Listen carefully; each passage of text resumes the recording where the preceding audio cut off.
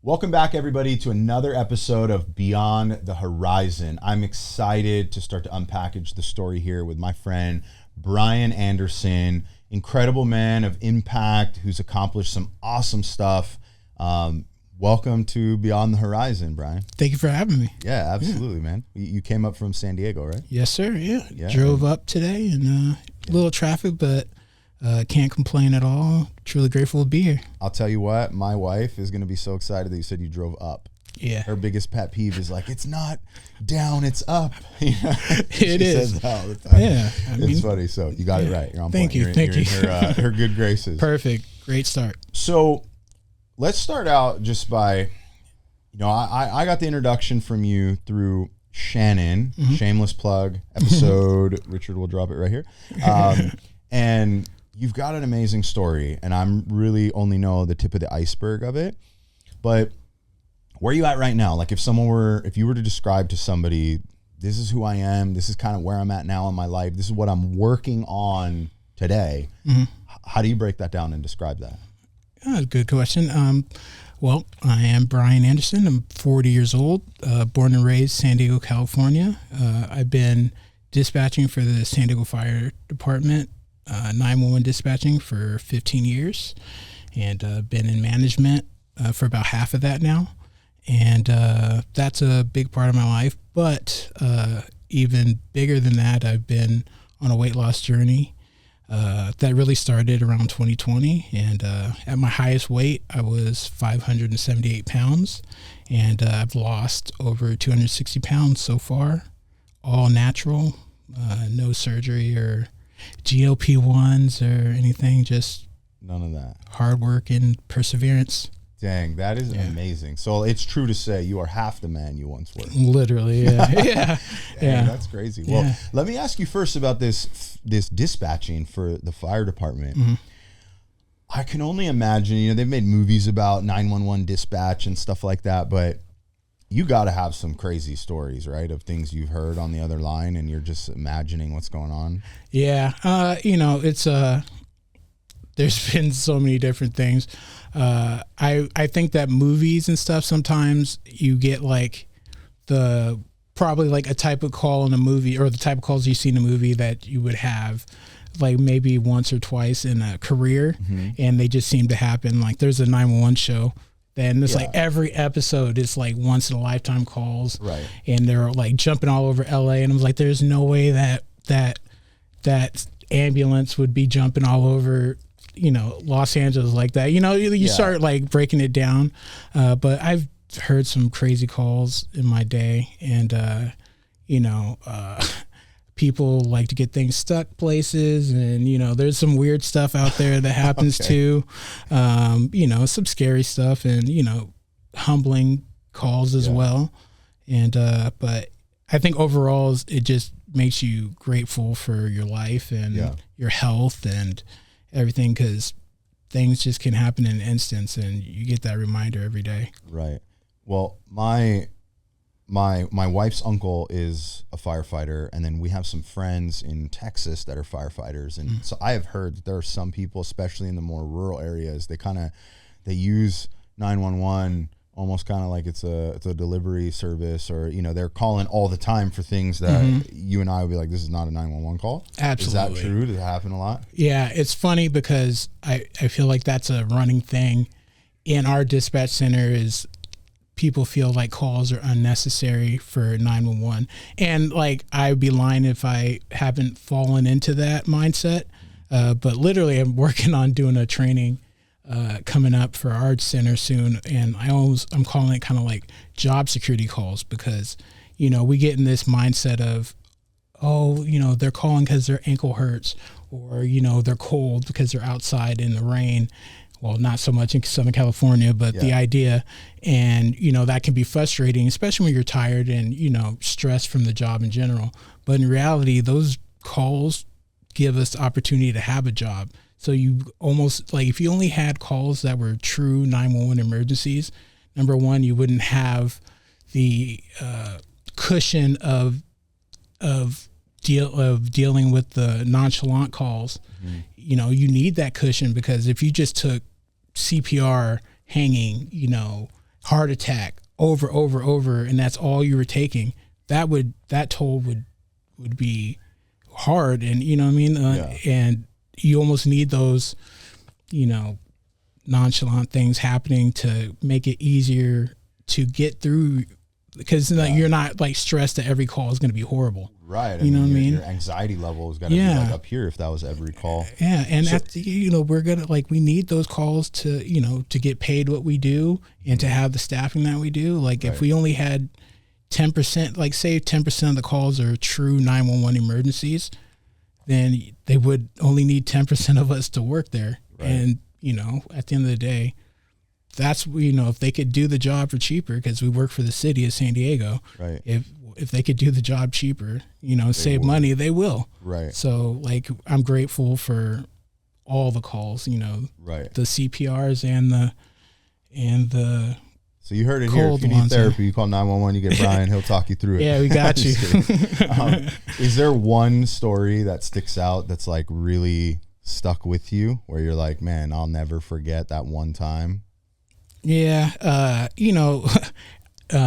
remember taking one, and it was a girl got in a car accident, and the car caught fire, and you're on the phone. You know what I mean? And she's in the car. Yeah, she's in the car.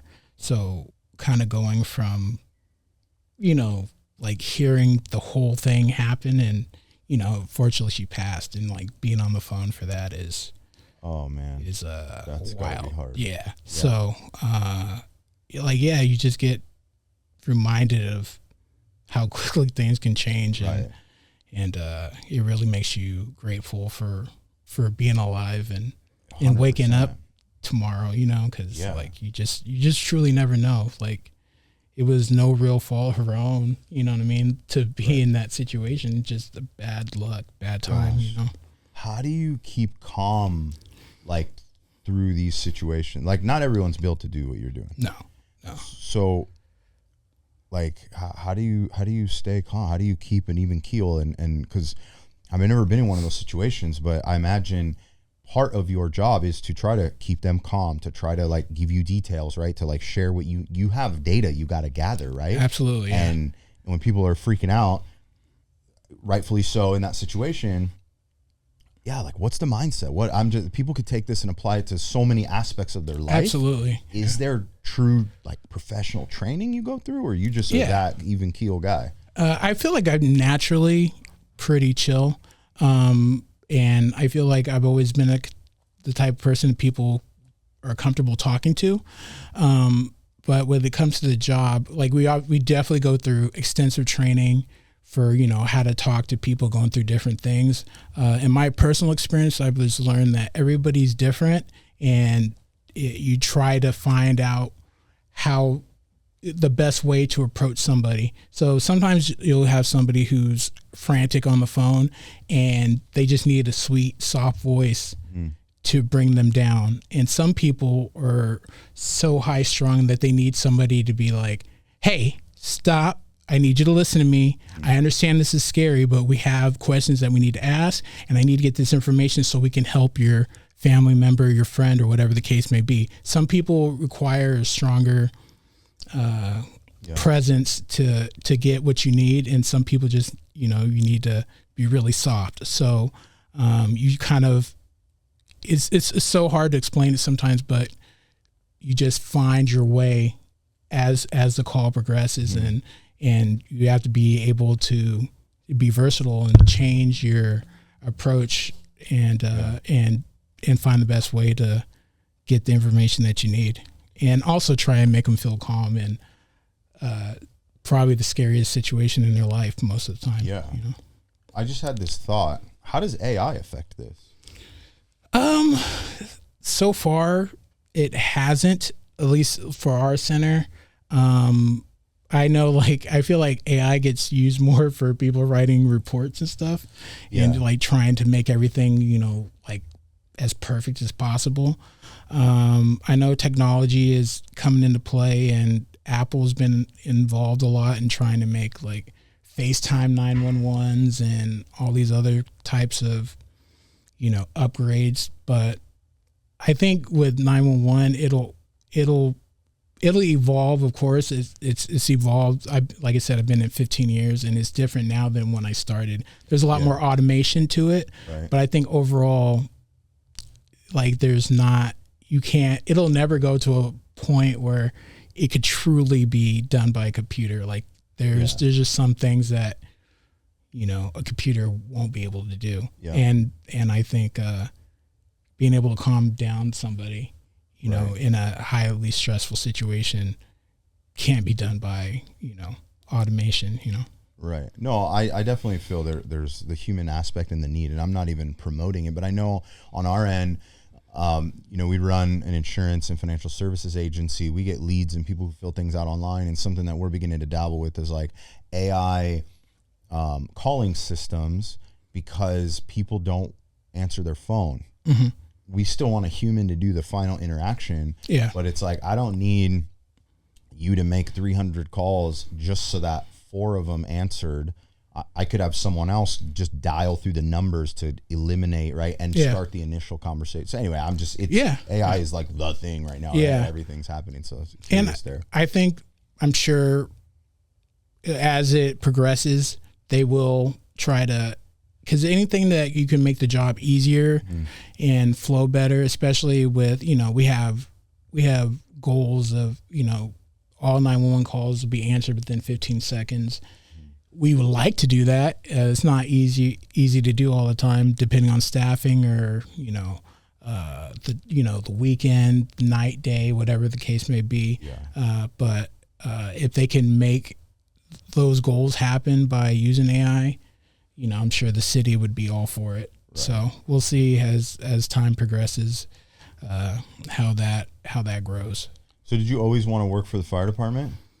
No. Or just so happened? It just kind of worked out that way. Like I was always, before that, I would work in like call center type situations. And it was actually my mom's idea. She was like, you're really good with people. Like you do 911 dispatching.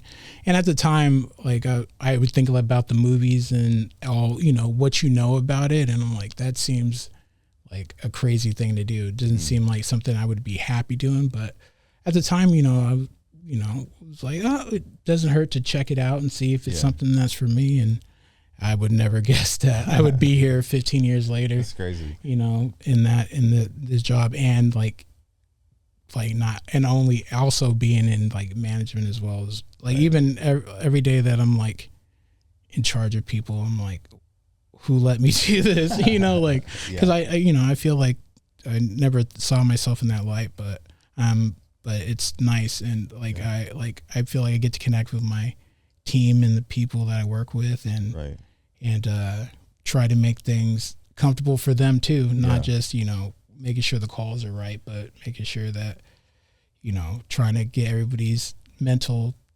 in a positive direction, and which is not always easy, and like high stress, it's a pressure cooker sometimes, and finding happiness in that could be hard. Yeah, I can only imagine, especially with some of these tragic things that happen, or people are crazy. I know you probably have a good laugh every now and then too with some of the calls you get. But you get a little dark humor in there.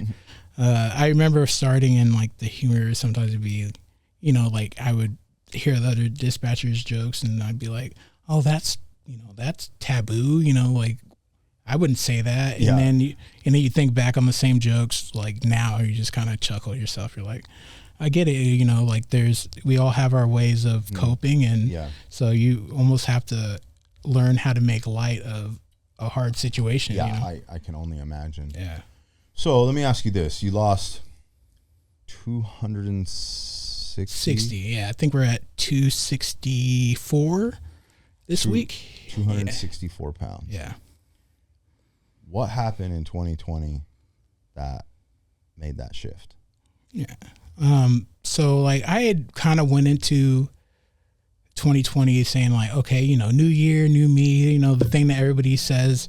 And, cause I had weighed in at the 578, like a few months before the end of the year. And, I thought like maybe I was under or around 550. And then when I saw the 78 and then just realizing how close that was to 600. And then like, there's a show called 600 Pound Life. I'm like, man, I don't want to be like, like a TV episode type person, you know, Right. I'm like, so it was one of those moments of, okay. And then 2020, you know, I start like, you know, like stop drinking soda and juice in the first few months. And then COVID kind of happened. And then I thought, okay, well, now the world's on pause. So let me see, you know, I can like catch up a little bit and like just kind of work on myself while everybody else is just kind of waiting for the world to reopen. Yeah, I mean, I think that a lot of people went the other way. Yeah. They sat at home, they snacked all day, they gained weight, right? Because they weren't out and moving around. Yeah. And you took this as an opportunity to actually own where you wanted to go. But so when you say you weighed in 578, like, I don't know, man. How do you get there? How does the progression go? Yeah. I was always like a chubbier kid. I think I played Little League and stuff. I was always like, even like my first year of Little League, I was just naturally bigger than all the other kids my age. And then, I don't know, as time passed, I kind of just, I think my weight became kind of like a shield from life. And I think the older I got, the more I just kind of got the freedom of doing whatever you wanted. You could just buy whatever you want. And, you know, It's not like fast food and all these things. It just became more and more readily available. And, you know, it's tough because like, how do you like get there? It feels like almost like 0 to 100 of that experience. But I mean, if I'm being real, I think overall, like, there was just a lot of fear for me of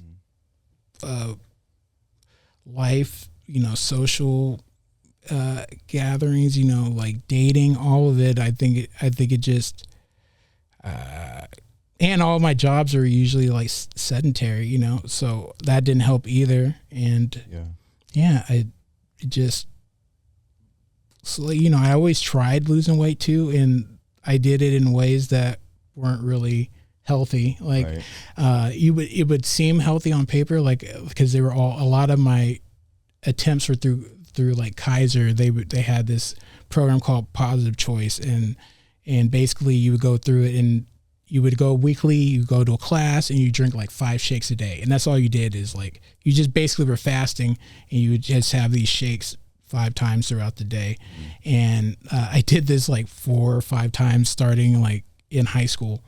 And every time I do it, I would lose weight, but then I kill my metabolism because, It's you know, super unsustainable. Yeah. You're gonna And drink shakes the rest of your life. I mean, exactly. Like, you can't don't, do that. Learn how to actually live in society and maintain a weight, right? Exactly. So like it was like addressing the problem of losing weight. Like, okay, so I was able to lose weight, but I wasn't really learning how to live at a healthy weight. So every time I would do it as long as I could. I would usually end up cheating a few months in, or like I would hit like a milestone, like lose like 100 pounds, and you'd be like, great. And then I would like celebrate with carne asada fries, which is not smart, but you know, I'd do something like that, and then I'd fall off the wagon, and then I'd end up gaining the weight back plus more every time. And because, you know, you're losing weight, but you're also losing muscle, which is just putting you farther behind the you know, behind the goal. And I think I just almost just made the mountain taller for myself every time I tried that attempt, you know. Right. So go back, you said when you were a kid, you were always a big kid. Yeah. And I struggled with weight as well. My story is not the same, but I was at my heaviest, I got up to like 280. And my lowest, I got down to like, I broke 200, 199 or 197 or something I got down to, right? And and then found a medium weight right now. I could shed a couple pounds and get back to where I want to be. But I remember vividly this point in my life in elementary school where it dawned on me, I'm kind of the fat kid. Do you remember a time like that where you actually recognized, you're like, oh, I am the big kid? Absolutely. It's it's funny because I remember the exact moment. I was in Cleveland for a family reunion, and I think I was around like 11 or 12, and we had gone to like an amusement park out there. It was like a water park and roller coasters, all of that. And there was like a thunderstorm at night, and then so like, you know, roller coasters and lightning and stuff isn't a great combo. So everybody's like mass rushing out of the park, and it's raining, and so we all get in the car with my cousins and stuff, and like my oldest cousin, who was like a basketball star and everybody kind of looked up to him, you know, everybody's taking their shirts off, and I start taking my shirt off, and he's like, "Oh, keep your shirt on," and I'm like, "Oh," you know, and like, you know, just made, you know, a couple jokes about my weight, and I'd always, like, if I went to the pool, I took my shirt off, all these things, and I never thought about it, and that was the first time I was like, oh, and then like you start looking at everybody, and you're like, oh yeah, my body is different from them, you know, like I'm not skinny, you know, and I think from that point on, I had always wore a shirt in the pool after that, and I was very aware, you know, it was like a glass breaking moment of, oh, I'm different, and it like wasn't a good different, you know. Right. So that you're in like 5th grade roughly. Yeah. Well, yeah. So I was probably like fourth grade, because it was before I hit middle school. So yeah, like right before going into middle school. I think it was about the same age. I always knew I was a bigger kid because I was bigger in height and like all stature. You know, like I was the tallest kid in I was the second tallest kid in elementary school, basically from kindergarten to 5th grade. Me and this other kid, right? Mm-hmm. He was a little bit taller than me. Same kind of thing. Were you a taller kid? Yeah, like if you look at my little league photos, it's like all the kids. I'm like 3 inches taller than everybody, at least 3 or 4. Like, so I just look like, it almost looks like an older kid messing around with the little kids. You know what I mean? And and then, you know, like my parents worked, and we would, you know, like both of my parents work, and you just kind of get quick meals and stuff, and you don't get to have like the chicken and veggie type meal every night, you know, kind of stuff that I eat now. And I think all those things combined, you know, just, you know, it just progressed. And I think food definitely became a crutch for me as I got older and dealt with those insecurities. I think it fed into the problem then, you know, being, you know, it felt like a solution in the moment, you know, like food for comfort. But, you know, before you know it, like time, like you kind of put your head down, then all of a sudden you're like, oh my gosh, like next time you weigh in, you know, you're like almost 300, and then you're 4, and then, how often, and then 5. You know, like it'd be like a doctor's appointment or, you know, something. I wasn't like ever regularly weighing in. You just kind of go through. Happens, and then you just go to an appointment, and you're like, oh, this is not good. And then you know, and then it's just kind of out of sight, out of mind. And then, you know, and then you look in the mirror, and you're just like, you know, here we are. And like, what do I do to get out of this, you know? Right. When you were growing up, was there any like, did you, after that moment happened with your cousin, you obviously you become a little bit more self-conscious of the situation now, right? Because it's not just you, but now you're made aware that other people are looking at you, and at that age, that's like sucks. You don't want to like feel like that, right? Yeah. But did you feel like, hey, this is me, I just got to deal with it, or how am I going to fix this problem? Like, I guess I'm trying to get to like, how long had you actually wanted to lose or not gain more weight? Like, were you really like, I got to change something, or it was just like, oh man, this is skin I was given, I'm in it? Like, yeah, I think at a younger age, it was just that it is what it is kind of thing. Cause I still, like I said, I played Little League all the way up until like, high school, when the weight like really caught up to me, and it was like, coach was like, you gotta go walk, you know, like instead of practice, you know, like you gotta get this weight off kind of thing. And that's like when the weight really like caught up to what I wanted to do, is when, you know, the desire to lose weight began. Yeah. So I would say like high school is like when it really started to kick in. I was the, the chubby kid in middle school and stuff, but I was still relatively outgoing. Like I did a speech at my 8th grade graduation. Yeah. And people liked me. I had friends, but I was also like a church kid. So I spent a lot of my social life was in church and doing church stuff more than like at school. So I felt like I didn't have to worry about weight as much in the church bubble. But once you got to high school, then it was like it got really blatant, like, okay, well, I can't be on the baseball team at this weight. So that sucks. And, obviously there's the social aspects of high school. Like, I had friends and stuff, but you get teased like in school and that kind of thing. Yeah. So it was definitely a process to like go through that. And then you're like, okay. And then like my senior year was the first time I did the shake diet. And that, like, I remember like I did that my senior year. I started the year at like 380, and that was my senior year in high school. So, and then I got down to how much were you when you went into high school? Do you remember? When I went into high school, I was under 3. I remember middle school, I remember hitting 200 in middle school during they do those president like fit tests. Yeah. And I remember hitting 200 during that, and then I hit 300 in like freshman year, I think. And then so middle school, President's Club, whatever it is this like 6th grade, 7th grade? Yeah, that would be 7th grade. Yeah. So 7th grade to 9th grade. So you're averaging 50 pounds a year. Yeah. You get to 9th grade, you're broken 300. You graduated at 380. Yeah, I started the senior year like 380, okay, and then like at that point it was like okay, like, and I was shorter too. Like I was like 5'9", I think at the time. Like I'm 6'1" now, so at the time, so like and you're the shorter like, you are, the less distribution you have. Exactly, right?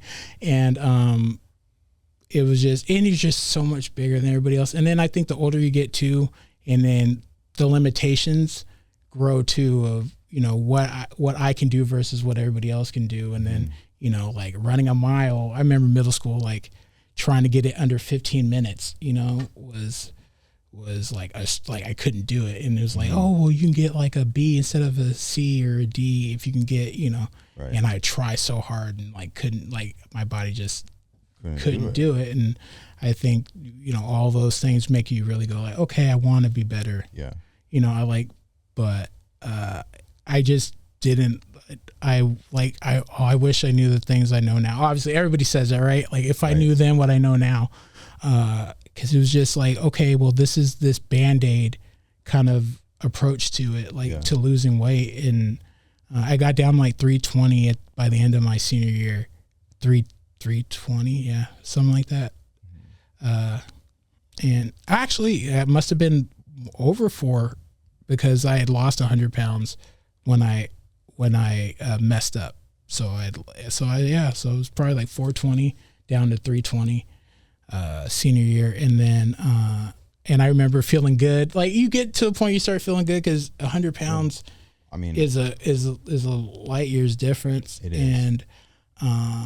And like people are noticing, and and you're getting that attention. And I think like I got my eye off the ball because I'm enjoying the success that I had at that time. Right, and you start to feel like the feeling you're getting is this feeling of like achievement, right? Mm-hmm. And did you have an end goal in mind, or you just wanted to share? Yeah, because I didn't have like a goal number that I remember, but I knew I was nowhere near where I wanted to be. Like I wanted to be able to like do whatever I wanted, like physically. And I definitely wasn't there yet, but I was liking what I saw in the mirror, right. And the attention was different. And so I think I just, like latched onto that and, lost sight of my focus. Plus, again, I wasn't really learning how to live. I was just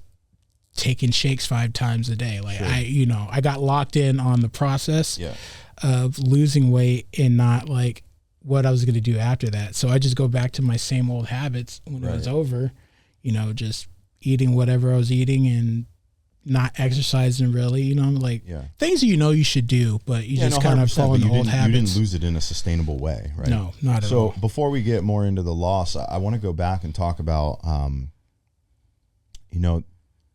did you ever,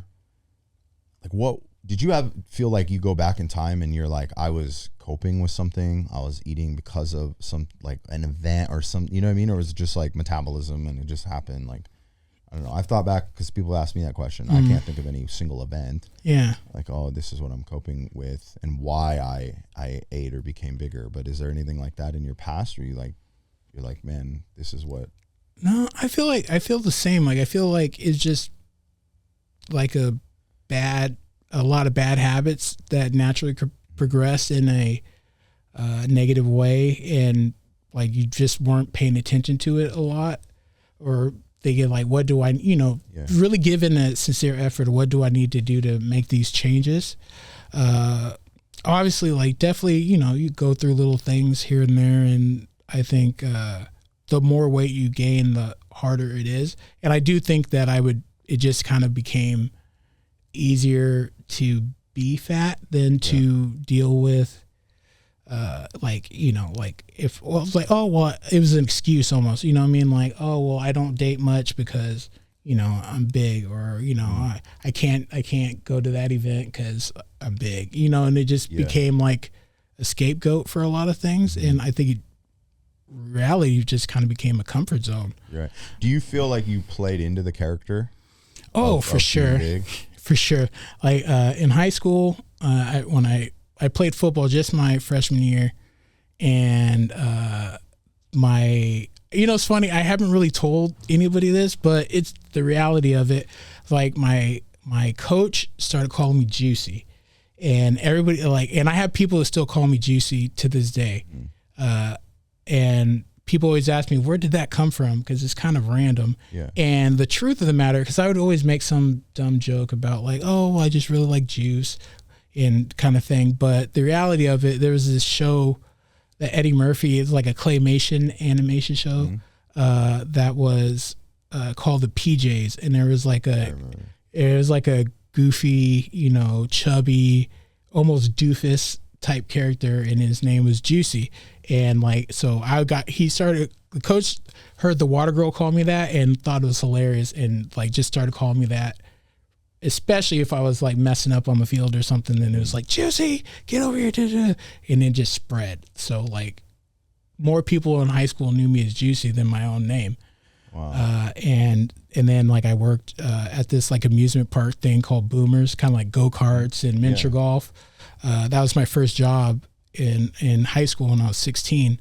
And so we had friends from high school that worked there. So anybody that's in my life from high school or that stems from that job or met me through somebody from there knows me as Juicy. So it was I've had my friends, British parents calling me Juicy, and one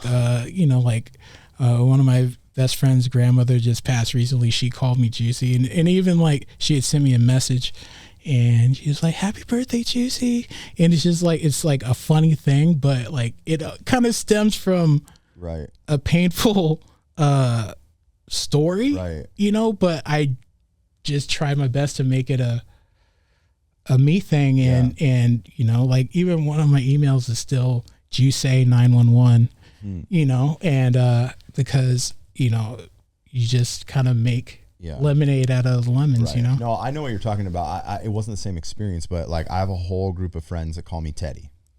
And there was a girl at summer camp who was like, oh, you're like a big teddy bear, and called me Teddy. And for the rest of my wife didn't know my real name when we first were hanging out until I told her my name. My name in her phone is still Teddy to this day. It's Teddy Franchina.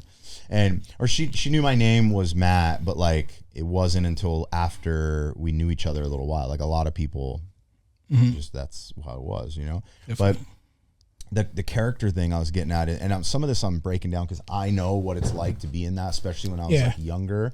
And so give you some context, for me, I was actually, there's a picture of me in 5th grade that just came up the other day. And in 5th grade, I don't remember my exact height, but I know that I had passed up my dad, and I think I was almost as tall as my grandfather, who was like 5'10", and I was wearing a size 38 pants, but I was really probably supposed to be like a 40.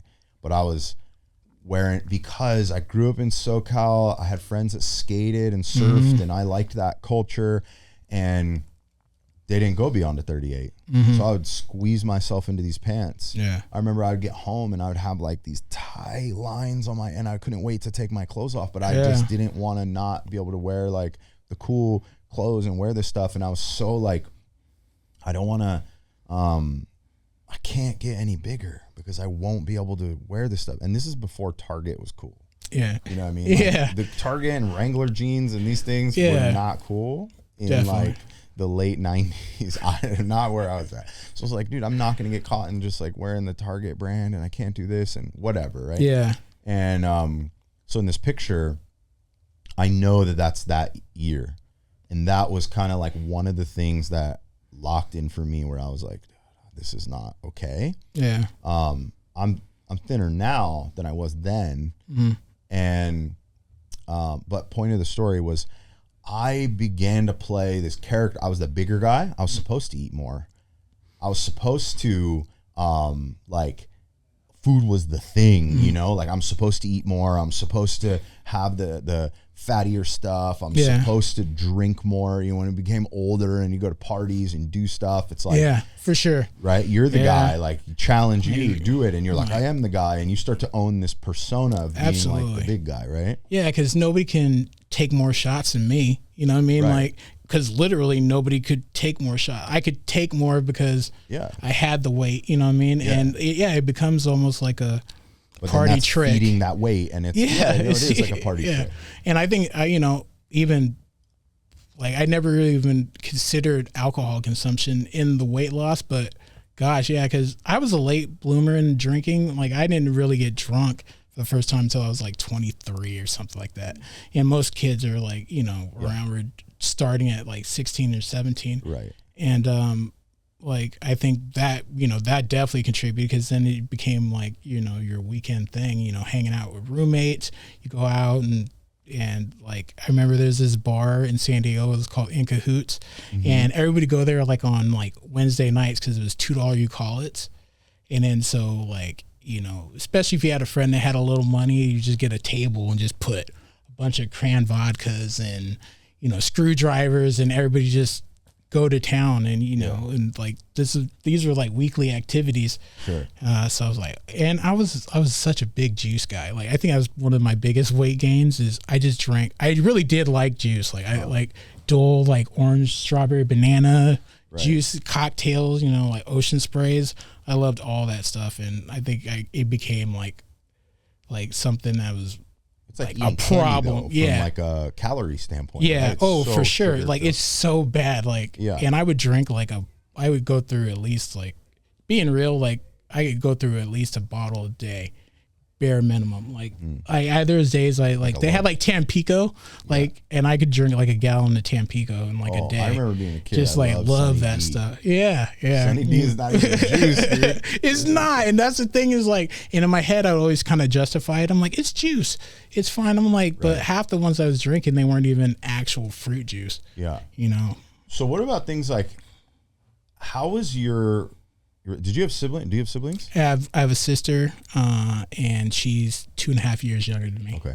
Is this a common, like a consistency amongst your family? Yeah, I would say just in general, family wise, like both sides, like my dad's side and my mom's side, everybody, both sides have like people that are large. And I think that just having that, and you didn't feel as, they're like a normality, right? Yeah, like I didn't feel as strange if I was like, if I'm in South Carolina, I feel like, you know, I'm skinny, like, you know, around family sometimes. So I think you just felt like, oh, this is inevitable. I think I never really truly considered like, how can I fix it until like it was really a big problem, because I just was like, well, you know, I have cousins and not everybody was skinny, you know, like, so it just was. What are your thoughts on people who, did you have people who would tell you, like, someone tells you you're fat, or they make fun of you, or they do something, and then somebody else says, you're not fat? Did you ever have friends or people that would do that at some point? I mean, I'd say earlier on, like when I was younger, people would do that. But I think once you kind of got to high school and once you kind of hit 300, like nobody could tell you, you know, like nobody could sugarcoat that, you know, for you, or try to, you know, tell you you're not, because even if they did, it's like, you know, that's not true. Like 300 pounds is, you know, in high school is crazy. You know what I mean? Like, so there's no way to really play it off like that wasn't the case.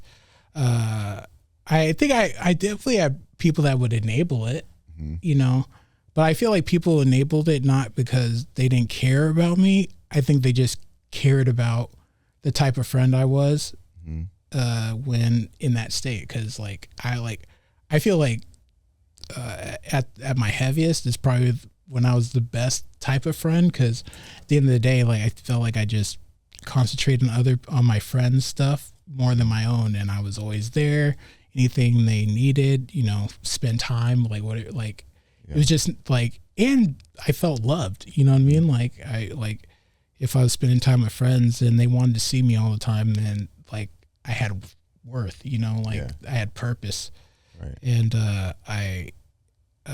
I'm grateful for my friends, because like I feel like they kept me afloat for a long time. Like, you know, because after a while the weight just becomes a depressing factor, you know what I mean? And mentally, obviously, but then physically, like I've learned so much now with the weight loss, is like, I didn't realize how tired I was. Like I just was on E at the beginning of the day. Like I sit on the edge of the bed to get up, and like, I'd have to talk myself into getting up. Like, all right, we gotta go to work. Right. We got to do this. We got to do that. Like, get up, you know, like, and I have those moments every once in a while now where like, after like, if I go do like a crazy leg day in the gym, or, you know, where I really go hard, and then I have those, and then I have like these flashbacks of my body feeling that way. I'm like, my body felt like I had a leg day every day. Like if I dropped something on the floor, and like, I would go like, oh, I gotta like pick it up, or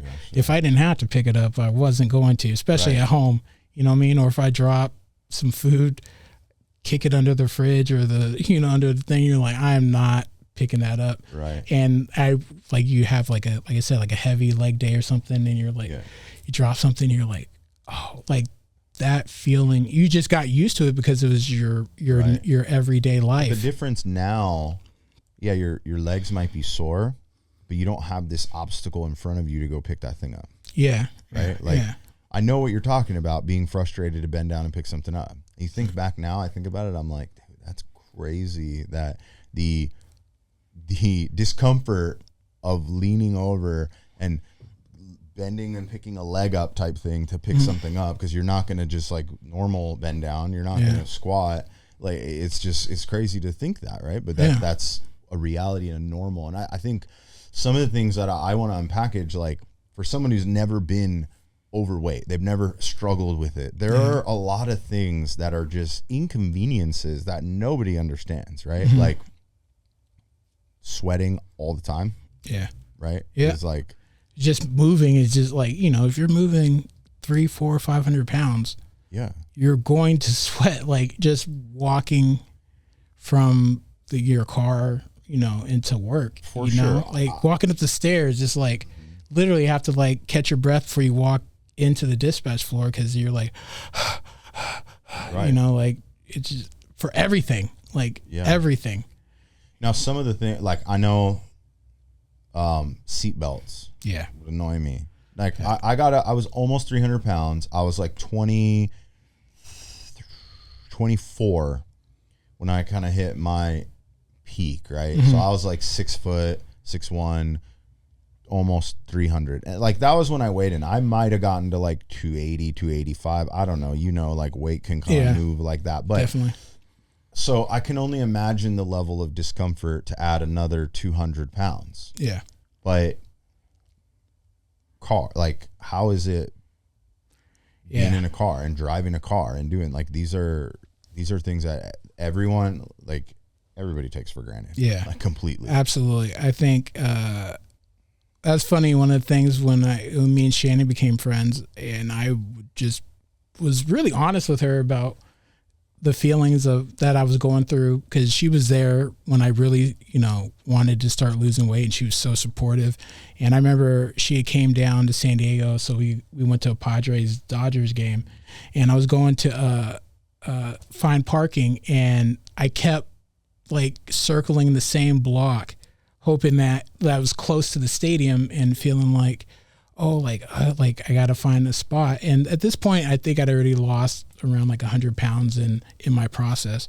And then I was like, oh, wait a minute. Like I literally told her, I was like, I don't know what I'm doing. I could go a few blocks back and get parking. I'm going to be fine. I could walk an extra few blocks. It's not a big deal. But before, I was so programmed to get in the closest spot possible. All right. Because I could only go so far before I would become uncomfortable, or my feet would start hurting, or, I knew I had to walk around the stadium as well. So, it's like, if I wasn't close and didn't have a plan, I could only do so much before. Right. No, it's great. You literally had me on your back before. And that's the craziest thing to think about. Like I'll go, when I go out to or for a hike and stuff, I have a 20-pound weight vest that I keep in my car. And even then when you put it on, you're just reminded of that 20 pounds difference. Sure. And you it's noticeable, right? Like, if you're wearing an extra 20 pounds. So just to go back and be like, oh my gosh, if I had to put on a 200-pound weight vest now, would seem like a nightmare. Like if I had to think about doing a whole day with a 200-pound weight vest on me, that would seem like impossible. But I did that and then some every single day of my life. Like you were asking before, if I went to a restaurant, I would check online,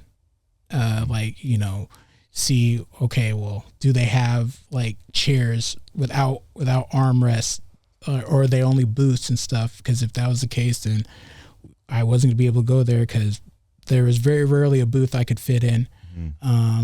If I took a flight, even now, I still get an extra seat on Southwest, and would always have to ask for an extender. Now I don't, which is great, but flying would be the most stressful thing, because I would go into it you already just feel like you're the fattest guy in the room going into the airport, because you need an extra seat, and you know the struggles of being in an airport, especially at my heaviest, when I had to fly.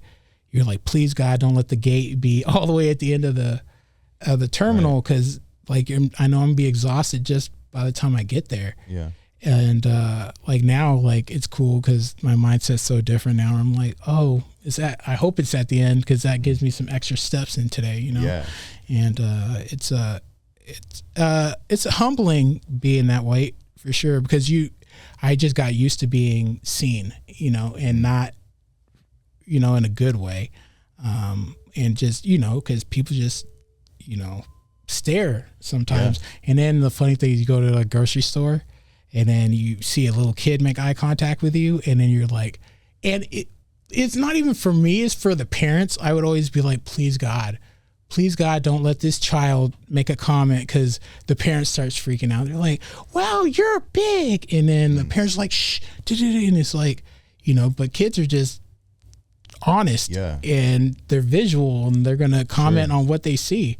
And if you're surprisingly big to them, they're going to tell you. Yeah. And it's humbling. And, you just have those moments where you're just like, oh, I don't know what to do.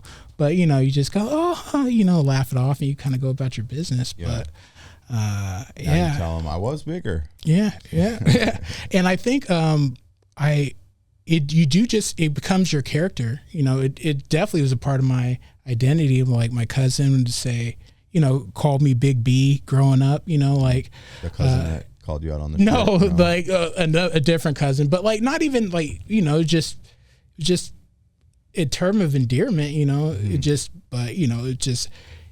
became kind of the part of like that people reference because it's the most noticeable thing about you. So it became, like, hey, yeah, I was the big guy, I was the cuddly teddy bear guy. Like I've always been the type to hang around with the girls and stuff. And that's just, like you just the, Big B, Did you ever feel like, so you're the cuddly guy hanging with the girls, but like you're in the friend zone? Yeah. Is that a thing ever? Yeah, for sure. I think in the grand scheme of things, I never gave it opportunity for the most part to get out of the friend zone or try to, because then that's just another reminder of, rejection and stuff. Yeah. And I don't think I've ever been the type that did well with rejection. So I just didn't really attempt it. Right. And then so I would cannonball into the friend zone almost immediately in any situation that I was in. And, I think it just became a comfort zone too. Like, at least like, okay, well, like I'm the fat guy, but if I'm with all the girls, then like, there's benefits to me, right? Like there's some good thing about me 100%. If girls want to be around you. But yeah, it was, I feel like anytime like in my attempts of dating, and I feel like I was more of a situationship type of guy, or I saw a thing where they call them flirtmances, and like that was definitely me. Like I was a super flirty person. Yeah. But like I never would go pretty much beyond that, like because then I was like, oh, this feels like uncharted territory. Right. And then like I'm like, oh, I don't know these waters, and I'm like, get back to shore. So I just kind of stayed in that friend zone bubble was where I was confident, so that's where I stayed. Right. I know exactly what you're talking about. It's crazy because I have these conversations with anyone ever, but like I know as being that, my wife even calls me out. She's like, you just flirt with people, and I'm like, am I really? I'm not even. It's just that's like that is my personality. I'm wired. I'm not flirting like in the sense of like you're trying to get something out of it, right? I just like banter, and I like exactly. I like to like some like my closest friends would probably say I was mean because I just like I like make jokes, but it's like it's all love, obviously. And I love a good back and forth, and like I like teasing and I like doing all these things, and like I've had my friends tell me like how you are, like, and I ask questions, like I care, like I'm involved in my conversations, and I've had girls go like, I've never had a guy ask me that before, and I'm just asking because I'm getting to know you, you know what I mean? It's not because of anything beyond that, but sometimes that could also get misconstrued, and then it's like, but he's so into me, and I'm like, I'm just talking, and even if you were so into them, you're not letting it on because you're like, well, I don't have a chance, so I'm not even gonna like go that far. Right? Yeah, exactly. You don't want the disappointment, so there's this sense of like you make all these friendship relationships with girls because there is no expectation. Yeah. But how did you have any girlfriends through high school, or how's like that dating life? I mean, like I was like I said, I was a church kid, so we had like little church like dating things, but like it was so innocent, and like pretty much holding hands, and maybe you peck here and there, nothing crazy. So I feel like my dating is relatively light. I feel like I've gained a lot of experience, like secondhand experience of, because you hear, like I've heard like being friends with girls, and like you hear all the stories, and like I've learned so many things of what not to do. And if anything, it's probably been a little bit of a deterrent for me for dating, because you hear every single thing, and like you get to see like how what a guy does in a relationship affects the woman. And I'm like, I don't want to do anything that's going to make a girl feel bad. You know what I mean? Like, and so it's kind of tough, because then when you like, I'm dating more now and like putting myself out there, and I'm so like, I feel like I'm walking on eggshells. Yeah. In every girl I talk to, even if it's like somebody on the app, because you're like, oh, I don't want to say or do anything that's gonna deter them from finding their person. If you know, like right. Because you were the friend of the girls who they vented to you about these situations, and you're like, I don't want to be that. But at the same time, same experiences, and there have been times where my wife has told me things like, through all of that, or even opportunities where I liked girls and I was stuck in the friend zone, and I even had gone out there, made it known, and it didn't end up happening or whatever, right? But I was, when I started dating my wife, I was at my biggest, and we'd known each other a little bit before, but she's like, basically, you got reserved for me because I saw through those things, and then I lost all this weight and became, and then now she's like, I bet you all those girls are wishing this or, whatever. But it conditioned me to be a different type of person, I think, and cater to her differently. Like, do you look at that and be like, when the time comes, I'm going to be absolutely husband, because I've had exposure to all of this, like coaching almost through all of these girls along the way. Yeah. I feel like I talk to one of my best girlfriends all the time about, like, she's always telling me, you're preparing for your wife and you don't even know her. And I'm like, yeah, because like my one of my goals is to be a husband and to be a father. And I like, even how I move now, I want to be respectful of her. And like, some people might think that's weird, but like, I don't know. Like, I even had a friend that like, we would do Valentine's Day together every year, and just like platonically. And I was like, I think we should probably stop doing that, just because I'm like, I don't think that's something I would be able to keep up in a serious relationship, sure, or even with a girlfriend, or marriage for sure. Like, how do you say, I got to buy, a gift for this other girl. We're friends, but like, you know what I mean? Like, it just, 100%. And it's like, I feel like even now, like, cause I've had very intertwined like friendships with women, and which is great, and I love it. But I think like when it comes time to like be in a serious relationship, you will have to change how 100%. You move in your friendships. I mean, you have to anyway, but I think I have the extra awareness about it, because I feel like the dynamic is a little different when it's women instead of other guys, Yeah, for sure. I think that's good that you have that perspective. I think I went through a phase of like learning new boundaries and things like that, like dating. There was this time, like, I went to Disneyland with a girlfriend, but I was with my wife, but we weren't married. We were together, right? And it was like, that's not really, like, you can't, like, that's not cool to do, Yeah. And I was like, oh, well, I didn't see it, but now I see it. And like, it's just like time spent, emotion, laughing, doing these things. Like, it's like you got this person, and there's all like different relationships and dynamics and stuff, but I'm just saying, like, the fact that you look at it that way now and you get it, and it makes sense. Yeah. I think it's just like you being close. Like, I feel like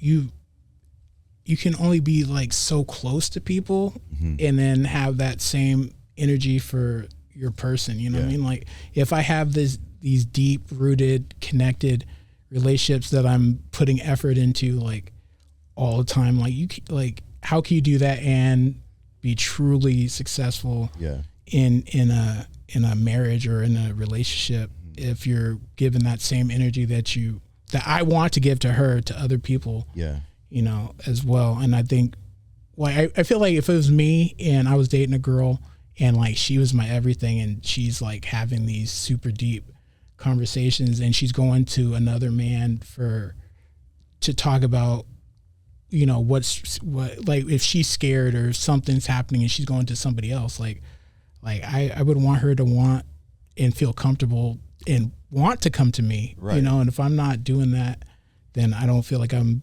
being good in a relationship. So like I think I'm a natural overthinker, and I think I'm just in that. Even now, like before it happens, I'm thinking way too much about it. But Right. Well, I mean, I think it's good to think about. Don't get analysis paralysis on it. You know, yeah, for sure. That zone right now. But something that I know that I struggle with, I'm curious as another person who struggled with their weight.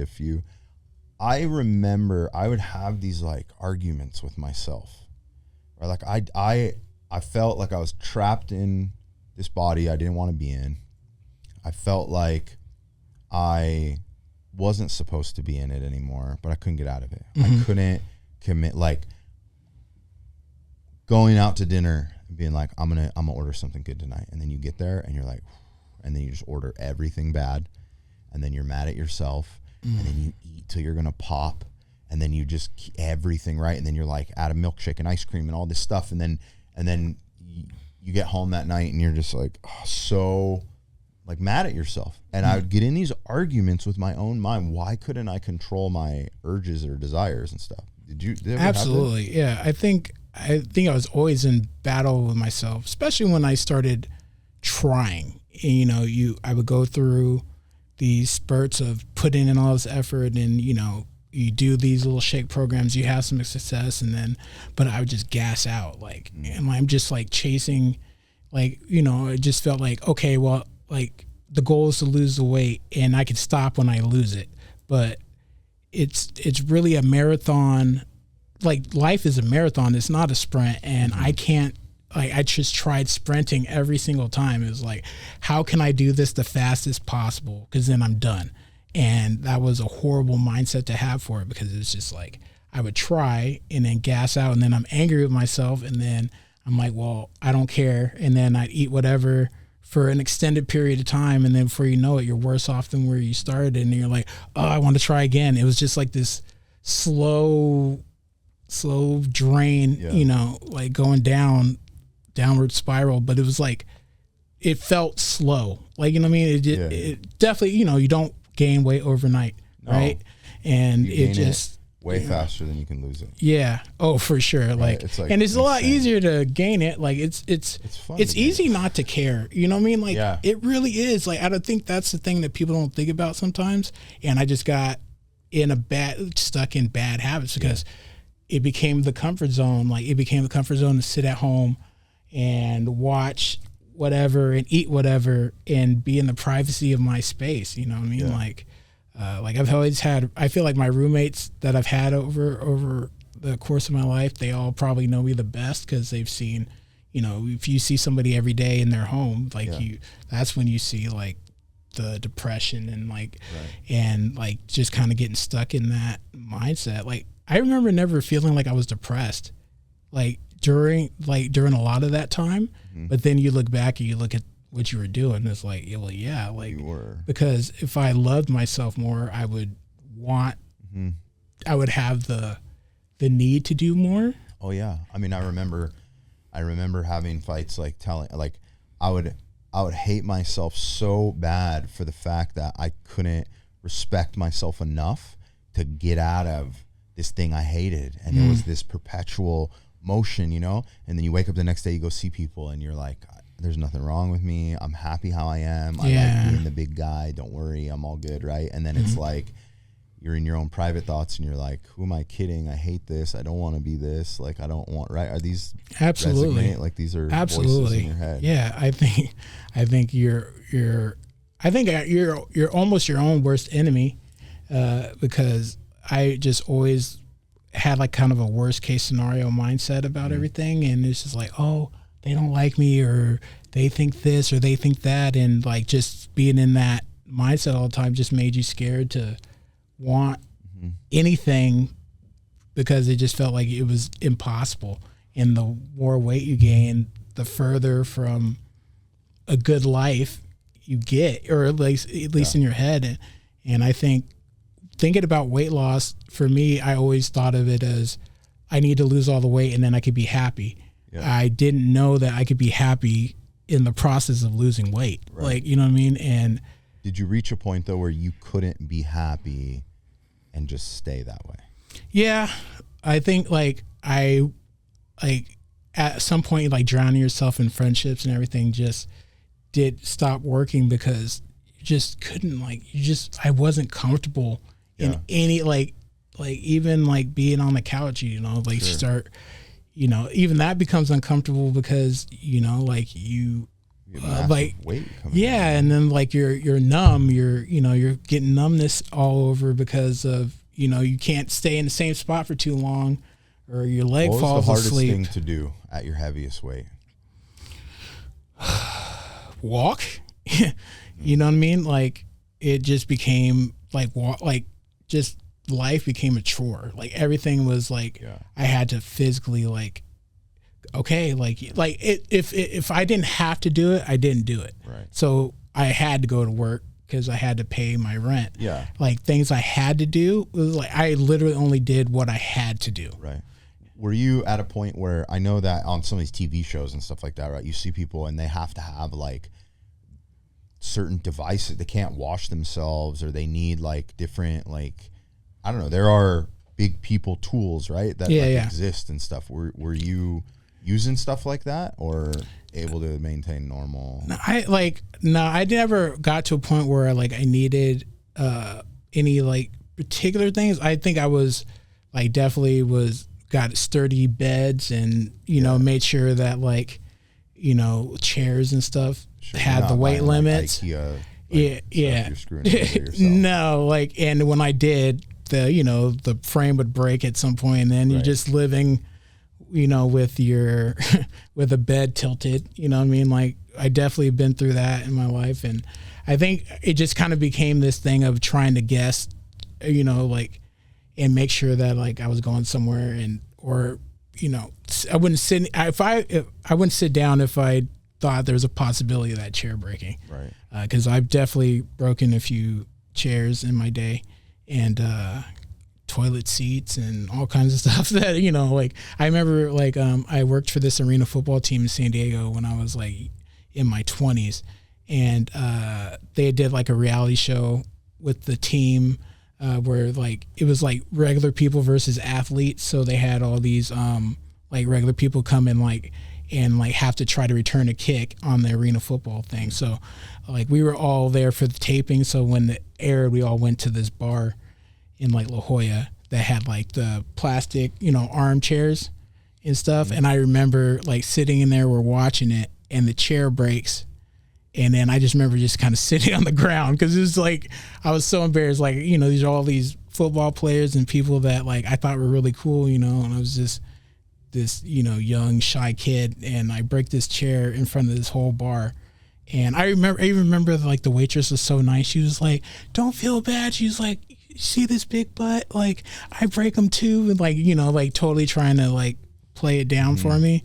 And but I just remember going like, that's all I could think about after that. Like they gave me another chair and it was fine, but it was just like I broke that chair, and that's all I could think about for the rest of the night. Like you can't enjoy yourself after you break a chair from your weight, you know. It's just now it's like all I can think about is my weight. All anybody else can think about is my weight, and you know, having those type of experiences, you know, just really is So you talk about growing up in the church. Yeah. I think that there's in my experience, I grew up in the church too. There's this like it's all good, but really it's not the way that I think God intended us to keep and take care of our bodies and stuff like that, right? Definitely. Did you ever find yourself like really truly feeling broken, like praying to God and being like, I'm get me out of this? Or how much did that play a part in this? I think you know, because you grow up like if you have a problem, go to God, you pray about it. And there's definitely a lot of prayers, a lot of tears, a lot of begging, you know, at times for help. And but I think those prayers kind of was hoping that there would be a miraculous wake up fix. One day yeah, you know, like well, if I pray hard enough, my actions will just naturally change, and I'll just I'll just lose the weight. There wasn't any like effort on my end beyond the prayers to like figure, like, you know, it's just this is God's gonna put it in my head and it's gonna work. Or you hear these stories of people miraculously having anxiety just left them, right? Yeah, exactly. A back issue just disappears or and whatever. So all those you can't pray away fat. You're not waking up, opening your eyes, and like, oh wow, I lost 500 pounds or whatever, 300 pounds. Yeah. So that's difficult. So transition into like you're now losing the weight because you've gone through these yo-yos. You talked to me about losing 100 pounds and gaining it back, and you know that show, The Biggest Loser? Mm-hmm. Okay, I watched this video and they were talking about, they interviewed, there's a high percentage of people that gained back all of their weight. Mm-hmm. All of them ended up, I guess, on the show, they asked everybody to make a promise. Something, could be small, that they would keep.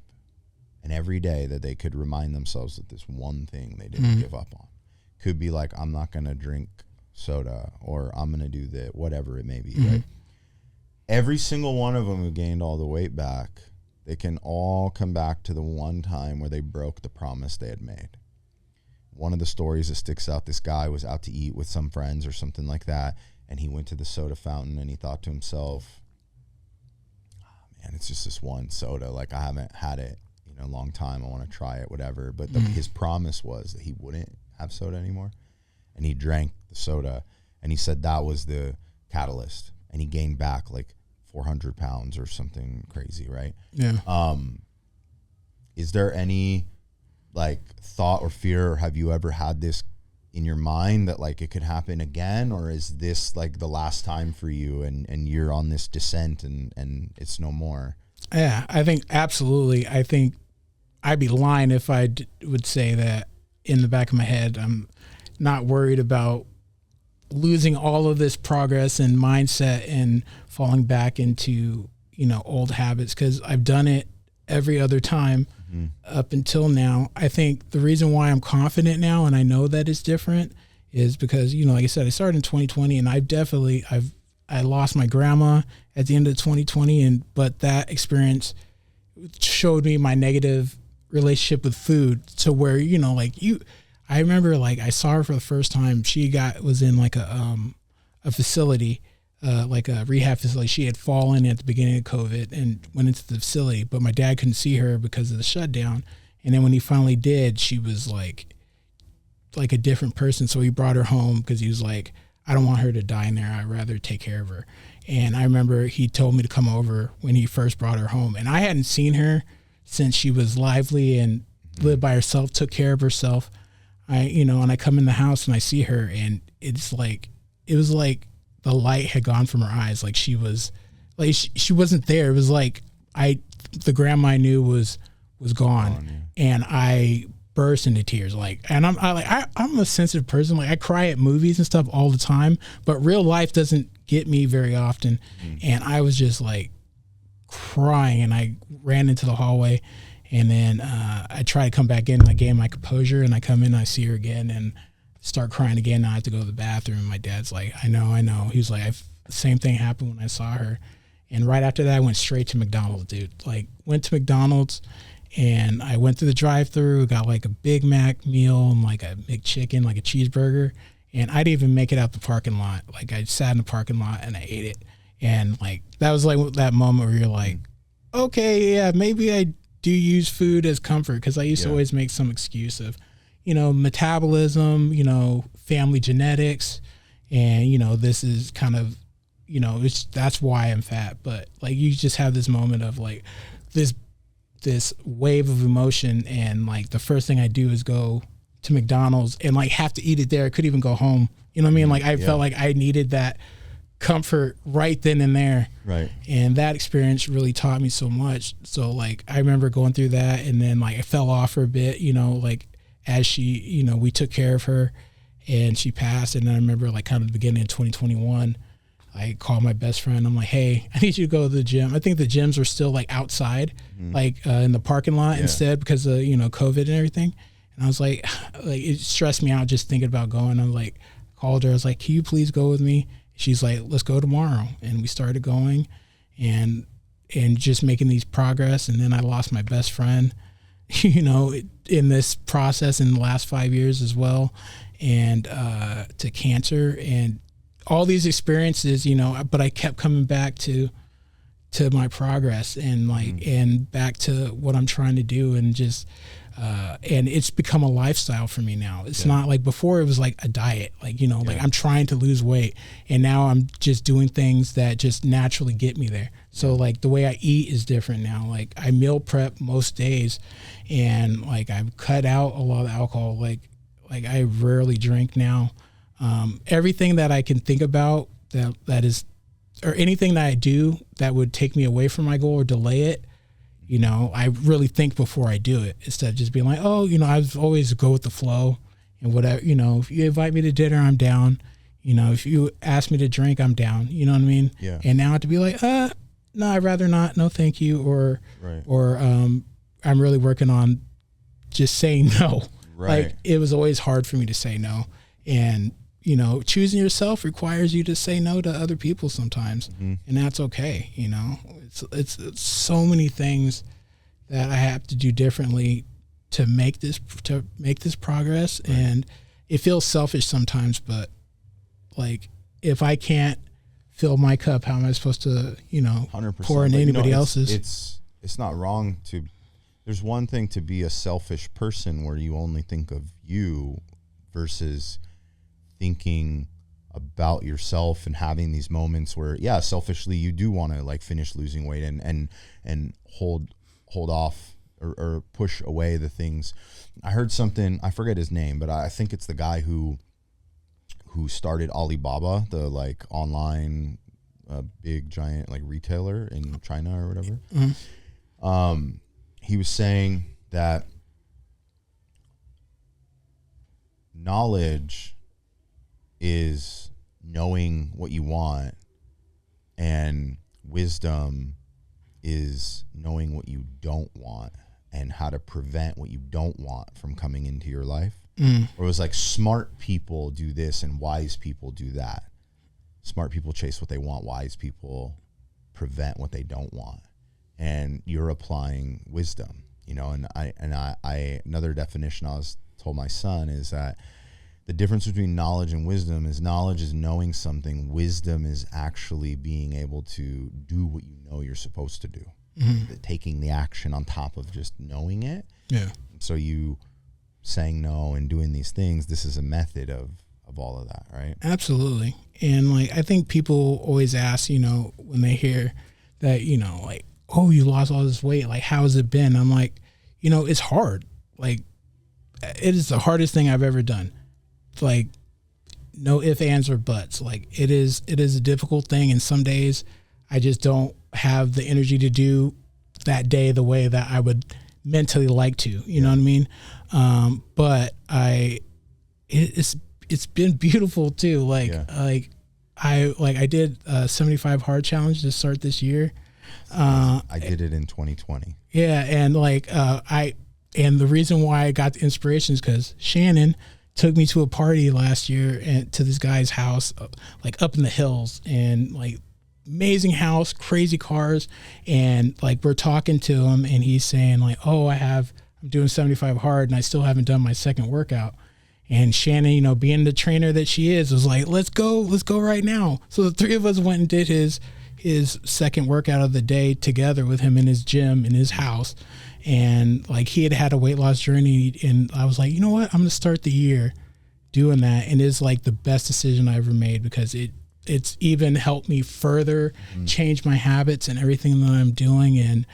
And like, this journey is just like you meet people who are like-minded and see your potential. Like you're saying about your wife, like I'm grateful for friends like Shannon, because she saw my potential and saw what I was capable of, and has shown me who I am and who I can be. Right. And it's like the journey, I love myself so much more. And like, self-love is such a cliche thing, but I genuinely do. And like, I'm just finding better ways to do it. Like, now I have affirmations that I say every day to myself that are on my bathroom mirror, because like, I want to keep feeding that self-love, and I want to keep progressing, and I want to be able to share my story and help other people, because I felt hopeless. I felt like there's no way in the world I could lose all this weight. Like I'm still amazed and proud that I've lost as much as I have, but I have a lot of work to do. Right. And I just want to, continue that and just show people that it's a beautiful journey. You can enjoy it. And like, it's not like the whole thing isn't bad. Like, you learn and you grow, and like, I love the person that I'm becoming, and I'm embracing the change. Like, I used to always try to control everything. I'm just like, kind of like just going with the flow of the journey, and understand that some days, or sometimes you're going to not lose, or maybe you gain a couple of pounds, but like, you just stay the course of the goal. Right. And the goal is bringing me happiness and bringing good things to me. So it's like, hey, even like, you just remember that, like, and it happens time and time again. Like, I got the opportunity I'm going to get to be in People magazine for my weight loss. And that's like, to get recognized on a national world stage, and like, that's one of the biggest publications in the world. Yeah. And they came and did a photo shoot and did an interview, and it's just like, wow, like, I went through so much, but look at all, like, I would have never thought it, because maybe if you tell somebody at the beginning, like, oh, well, if you lose this much weight, then you get to be in People magazine, people can hop on that train of that goal because you see like this nugget at the end of the line. But like, that's just, I never even considered that. And like, so I'm excited about the opportunity, and I'm excited to share my story and continue, because then it's like, okay, what, like, if I couldn't imagine that, and I'm not even done yet, I still have like another 75 pounds that I want to lose. Like, where else can I go? What else can I do? Who else can I help? Yeah. And like, I'm just grateful. I'm grateful for all of it. I'm grateful for the 578 pound me.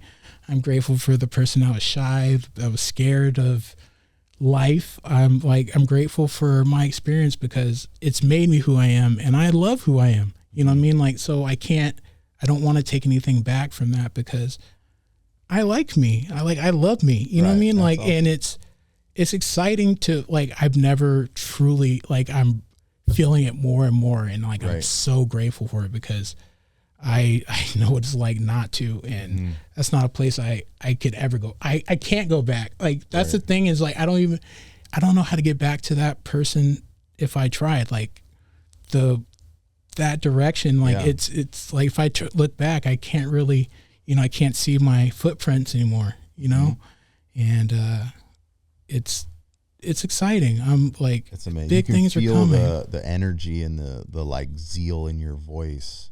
And, the fact that where you're headed, there's a lot of this person character-wise that was molded through this long season that you went through. And that person, won't go away.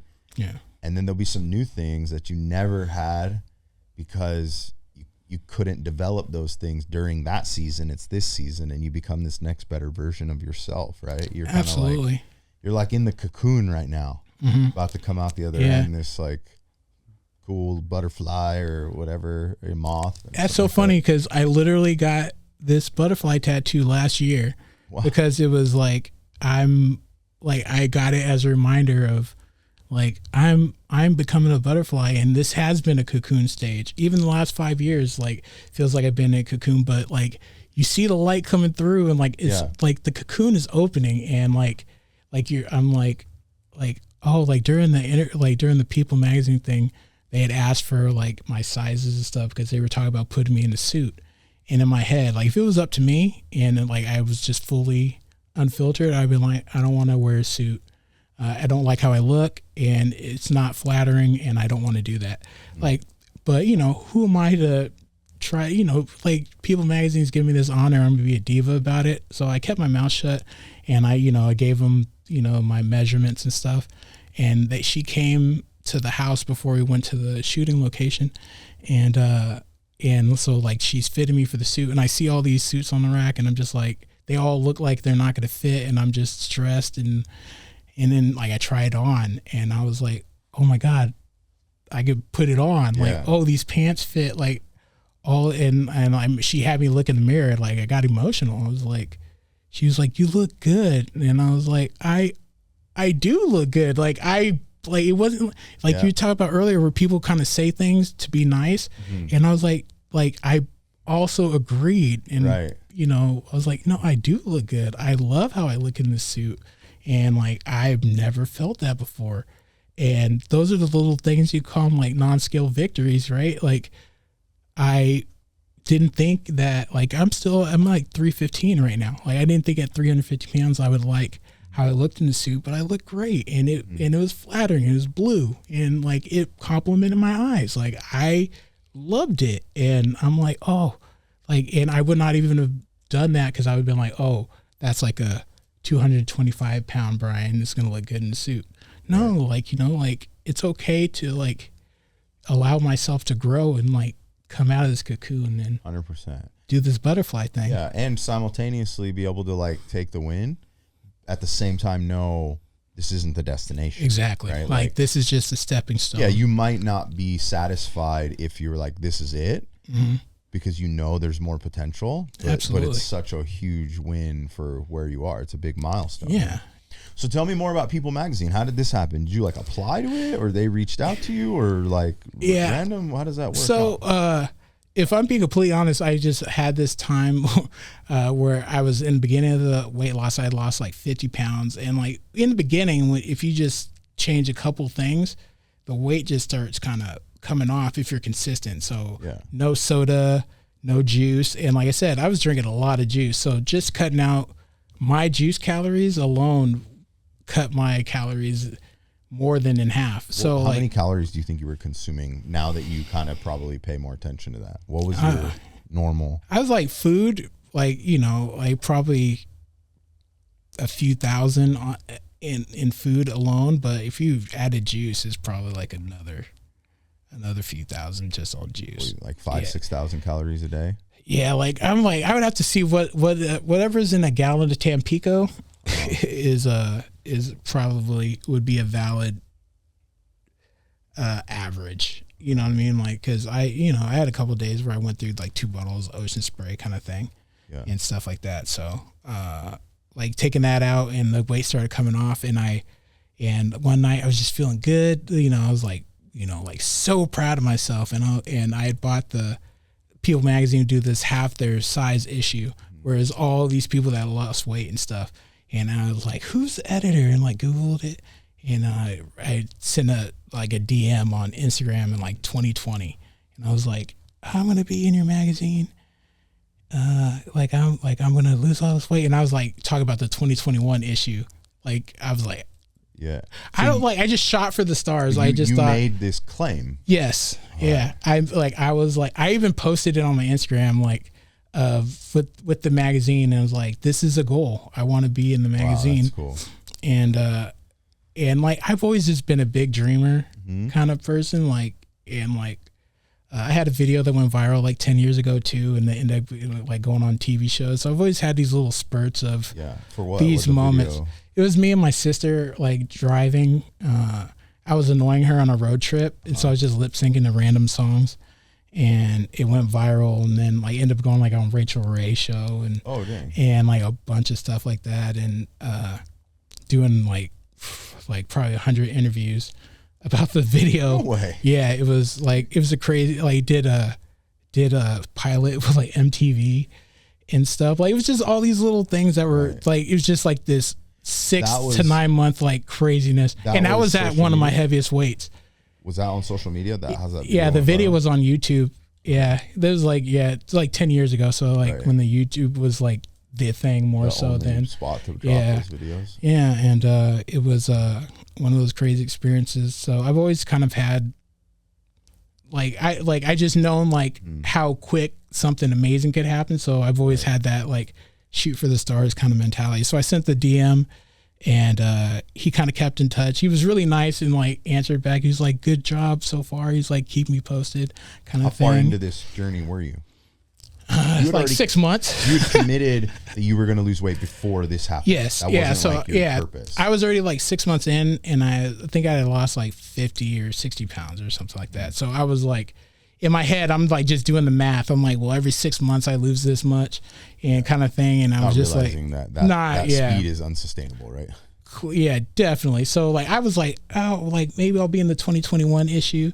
And then he was like, yeah, just keep us posted. He's like, maybe 2022. Even in that initial message, he was like, it's not gonna happen that quick, like yeah. And then like he's not even the editor anymore, but my information got passed along during the process, and now you reach back out and you go, hey, this is my progress. Yeah, I would just continue the little check-ins. And I didn't have one for like a while, and then I had the last one. Last check-in was like last year, and then they reached out and was saying, "Hey, we're working on 2026, and we'd like to like interview you and like see if like you'd be a fit for the issue." And even then, I was like, "Well, I'm not done yet." So like because to me, like when I see the magazines, it was always like this person that's at the end of their weight loss journey, and I wasn't there. So, but I was like, but of course I'm going to interview, because that's an amazing opportunity. I have lost a lot. Sure. And I told him, I was like, one of the more important things of the initial interview, I was like, I think it's important to show people in the middle of their journey and on their way than just at the end, because that's also part of the process. You got to get to the middle to get to the end, Right. And so I love the opportunity that I have now to share and start talking about the journey that I'm on, and and it's always going to be a life journey. Even when I lose the weight, then it's learning how to maintain it and learning how to stay in that mindset. That's work too. And that's lessons I'm going to learn moving forward, but for now we're tweaking as we go, like being mindful, figuring ways to make like sleep better, taking magnesium and doing all these little things. Like I'm in tweak mode of like, so I can keep making progress, and like, okay, how can I do this a little better? Like a little less salt, like all these things, just making small changes. I read Atomic Habits, this book during 75 Hard, and it, talked about habit stacking and how a little habit can have such a profound change. And I've lost 100 pounds during this year alone. Dang. And it's because of breaking it down and taking it to one step at a time. It doesn't like, you can make giant jumps and stuff, but like sprint, but you can only sprint for so long. But like, hey, if I just take a couple steps every day, that's something I can commit to. Like you talk about the question, or like the thing that you could commit to for the people on Biggest Loser. Well, like for me now, I commit to being 1% better every day. So if I just can continue to, this is just a mindset just to be better. Like, and what can I do? Like all my actions are, in the grand scheme of things, are how can I get toward like closer to my goal? And like, I don't have an end date, like, but I do know that I'm going to get there, because that's the direction I'm going. Not an end date. Do you have an end number though? A goal? You're like, this is what I think my target weight should be. Yeah. Like my goal is 225. Like my initial was 250, and then cause like 250, I was like, well, because I want to go horseback riding, and I want to like, skydive, and like most of your weight limits are like at 250. So I was like 250. And then, but now that like, I'm like, that's within reach, I was like 225 would probably be better for, like health and everything, and ability and mobility, agility. So like, I'm like, 225 is the number for now, but I know that'll evolve too. And, maybe it'll turn into 210, or, who knows, that'll start to depend, I think, on the physique you're looking for. Yeah. Like how much muscle do you want to have and those things? Cause that'll like vary quite a bit. Yeah. What size were you at your largest waist size?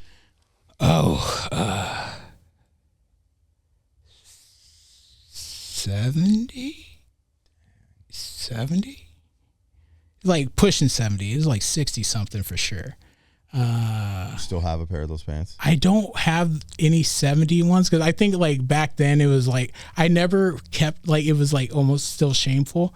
I do have a 7X shirt that they had me bring when I went to the people shoot.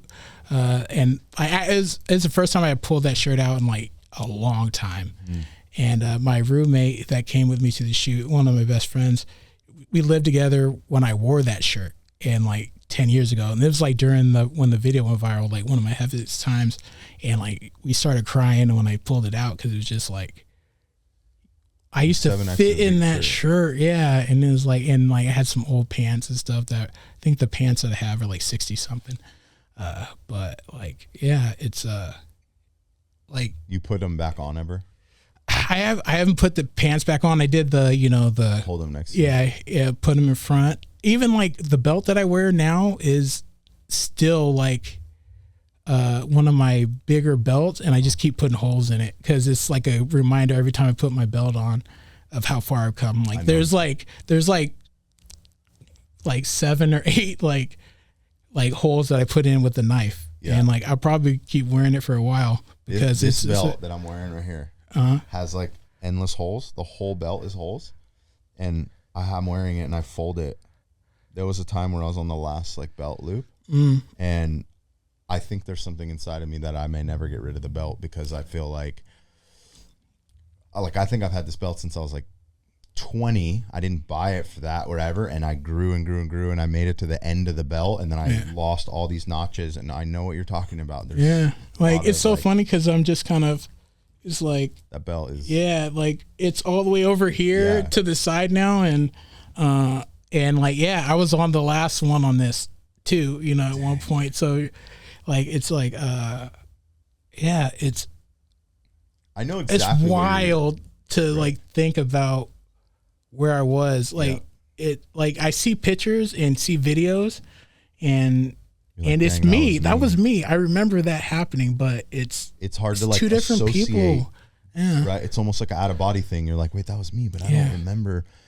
I do, but I don't, because I don't feel that way now. Right. Yeah. Like, and dang, that's nuts. Well, I'm proud of you, man. It's so awesome. You. So what happens next? Like you got the People magazine thing, but like, I guess it's a 2-part question. I'm curious what happens next. Like, is this another viral thing? Does this magazine take you to the next, like a new level of exposure? And do you start riding this wave or something like that? Or is it really more of a personal milestone that it's just an experience you had? Yeah, I think it started out as just a personal, like when I originally reached out for People magazine, it was like, that'd be cool to be in the magazine, and like kind of have this like, you lost the weight, look at this grand thing. But like my mindset is so different now that I just see it as opportunity to share my story. Like I feel like I'm gonna be in People magazine because I was meant to be. And I think if I'm meant to be in People magazine, it's because that gives me a platform and a voice to talk about my journey and how I got there. And like, just like, I just know that feeling of being like, I'm about to be like somebody that could be on 600-pound life. How can you do that without having surgery? Like I went through the process for surgery. Like I was supposed to do that. Like, I've looked into GLP-1s. Bypass. Yeah, like gastric bypass. I went through a whole like 20-week class that you had to go through in order to get surgery. The only reason why I didn't get surgery is because the surgeon kept asking me to lose like 5 more pounds, and then I eventually got, like, I did like 2 or 3 times where he asked me every time I went to an appointment, lose a little more. And even to this day, I need to go see him, because I'm like, did you do that on purpose, or did you really? Because he said he had never like operated on anybody my size before, and he just wanted me to lose a little more so he could be a little more comfortable with the surgery. And I'm like, but I literally see people bigger than me on these shows do it. So I didn't know if it was like he thought I could do it without it, or if that's just the true facts of it. I always wondered, but I'm glad I didn't. I'm glad that this is the route that I went, because I wasn't dealing with the things that I've dealt with now then. Right. And maybe I would have fallen into old habits, but it would have been a lot more dangerous then. So maybe, God's just saving me like a detrimental heartache, of like going through that process, which is like literally life-changing. You're taking part of your stomach out, sure, and then fall into the old habits and just stretch it back out. And now, like, my body is just gone through all these traumatic changes, and I'm worse off again. Right. Going through that same circle. So I'm grateful that I didn't. So once you're done with this, do you need to get like your suit tailored? You know, like yeah. How does like, that work? My arms are already like, it's so crazy. Like my chest is here. Like this is the chest muscle, but like the chest is all the way down here, and then like my legs are like, if like the fat wasn't on my legs, my pants would I have to wear like a bigger pant size still now because of my thighs, and so there's be quite a few weight loss surgeries or skin surgeries in the future. How does that work? You just do one big giant nip and tuck type thing, or I think if that was possible, that would be great. But you're probably looking at like one for, if you're lucky, you get one for chest and midsection. But that's probably at least two. One for your legs, and then arms as well, because I want to get rid of the chicken wings. Yeah. And but I have before I'd even consider getting another surgery or getting surgery, I would want to minimum lose like another 60 pounds before I start looking at it. How do you calculate the amount of pounds you want to lose? And if you have skin surgery, that's got to amount to a certain weight also, right? Yeah. I've started to kind of incorporate based on like other people I know that have done it, like how much weight might be lost from skin. So my at a bare minimum would be, like for me, for my body compared to other people that have done it, would be at least bare minimum of 20 pounds of just like my upper body alone of skin and fat that would get removed in surgery. So you want to get down to like 225 after the surgery's done? If I get like, in theory, the more fat you lose, the better results you'll get out of your skin surgery, because like they'll do liposuction and that kind of stuff too. But if you can actually the more weight you could lose on your own, the better your results. More pure skin it is. Yeah, not exactly. Skin and fat, so I'd rather be as tight as possible when I have that surgery. So I'm okay with the delayed gratification of like how much better that surgery can be. Sure. Because there's people that are doing the surgery now for where I'm at. You know what I mean? And I rather do it later when like I've lost more, and I'll appreciate the after so much more. Is that stuff covered by insurance? Or you got to come out of pocket and pay? Some is. It's just like it's all like the technicalities of what you say. Okay. That changes the thing from medical to elective, because anything elective is not covered. But if it's a medical issue, then it's covered. So like my primary care is, let me know like the differences between the two, and so I probably my midsection, if I'm lucky, it will be covered. But it just all like at the end of the day, I know it just depends. How everybody's trying. It's a medical is a financial business too, whether we like it or not. So, but anything that I have to do out of pocket, in the grand scheme of things, I'll cross that bridge. Yeah, it's definitely in the plans, but I know a lot of money is going to have to come out of my pocket to fully, reach that butterfly status. Right. The butterfly status. Yeah. That's like a book you write, or something like that. Yeah, I actually like that. Yeah, it's a good title. Yeah. So, I'm curious on the mindset side of things. Did you ever want to give up? Oh yeah. I think I've even during these 5 years, I've gone through I can pinpoint these moments of I just literally took a break. You know what I mean? And my breaks, when I say take a break, I mean kind of just fall into old habits. Not fully. Every time it was a little less of the old habit, but just the mindset. So it'd be I didn't go to the gym. I would just go grab food. I wasn't cooking it myself and meal prepping. It wasn't always necessarily bad. Every time it was fast food, but it'd be Panda Express is healthier than McDonald's. So, the kind of mindset, right. And just doing a little better, but but just like not if you doing get all anything. Orange chicken, it's like the same thing, right? Exactly. See, and then like so back then, like those lulls I call them, like it was always towards the end of the year. Like even last year, before I started 75 Hard, I was just like from like October to December. And they talk about seasonal depression, and I think it really is a thing because I just remember I just didn't have the energy. It wasn't even like I felt mentally bad. Like it just became harder to be like, Bryan, you know what you got to do? Go to the gym. You know what I mean? But I just didn't have it in me. You know what I mean? Like it just like, and you talked about earlier about thinking about, like you need to do this, and when you don't do it, like you're hard on yourself. It's just kind of like that. That's what I feel like depression is. You're just like, you know what you have to do and you're not doing it, and you can't talk yourself into doing it. Yeah, that's the part when you can't talk yourself into doing it. But you need to, you want to, and you can't cross that bridge to do it. That's where that depressed state. It really is, and like and see, that's why I love these type of conversations, because it's the conversations that give you the epiphanies. Like you go to therapy to talk.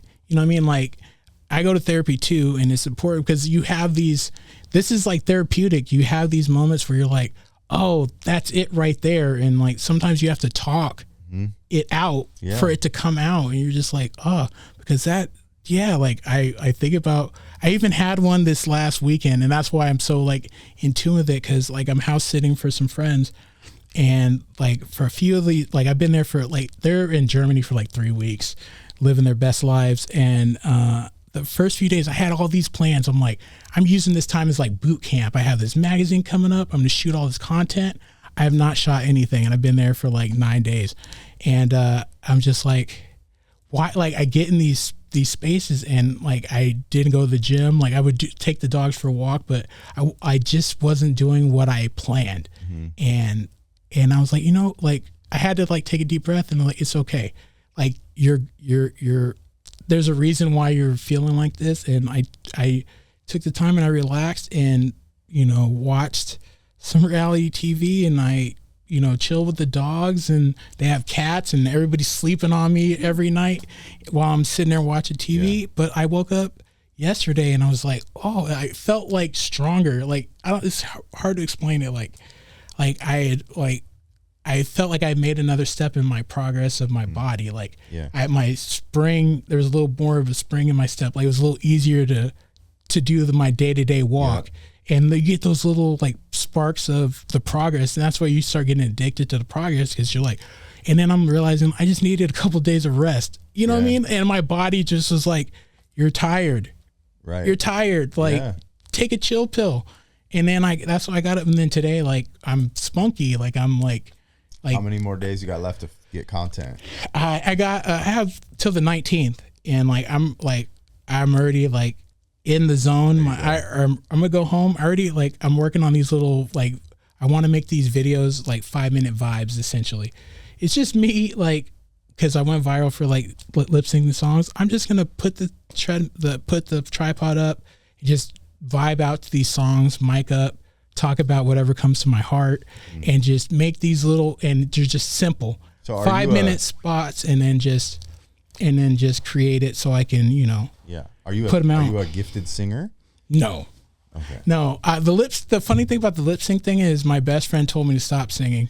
She's like, I think you need to lip sync because you can't sing. And there's some videos out on YouTube if people went down the rabbit hole of me singing, and it's not great. Okay. But like, I music, like if I couldn't work out with music, I don't know if I would. You're not going like American Idol next. No. Okay. I wish if I could sing, I would be I would sing everything if I could. But no, like, but I've dabbled with social media stuff, and I think that's just a big way to be able to reach people. And I have these goals of wanting to share my story and help people do what I'm doing. And I know that social media is a great way to get that story out there, along with People Magazine and all these things. So I have this big spark of People Magazine that I know is coming in the next couple months, and I want to be ready for that. And I'm like I've gone viral, and I've seen the opportunities that come with going viral before, you know what I mean? And and I was too scared. Like I remember I drank a bottle of wine before my first interview because I was so nervous. And like, I don't have to do that now. Fun. Yeah, it was, it was definitely goofy, but like, you know, I was so scared every time I did an interview 10 years ago. And now like when we spoke on the phone initially, I was comfortable, like talking to you, like I'm comfortable being me. And I felt like back then I was playing more of a character of me. It was an extension of me, but it was an extension of me in private. Yeah. So trying to be me in public to who I'm only around, like my closest people, was like really, really hard to do. Right. So now like, I feel like my outsides are starting to match my insides in like how I interact and how I feel and like what I say. Like I don't feel like I'm battling myself. I'm just like, I'm becoming comfortable in my skin, even though it's starting to droop and sag.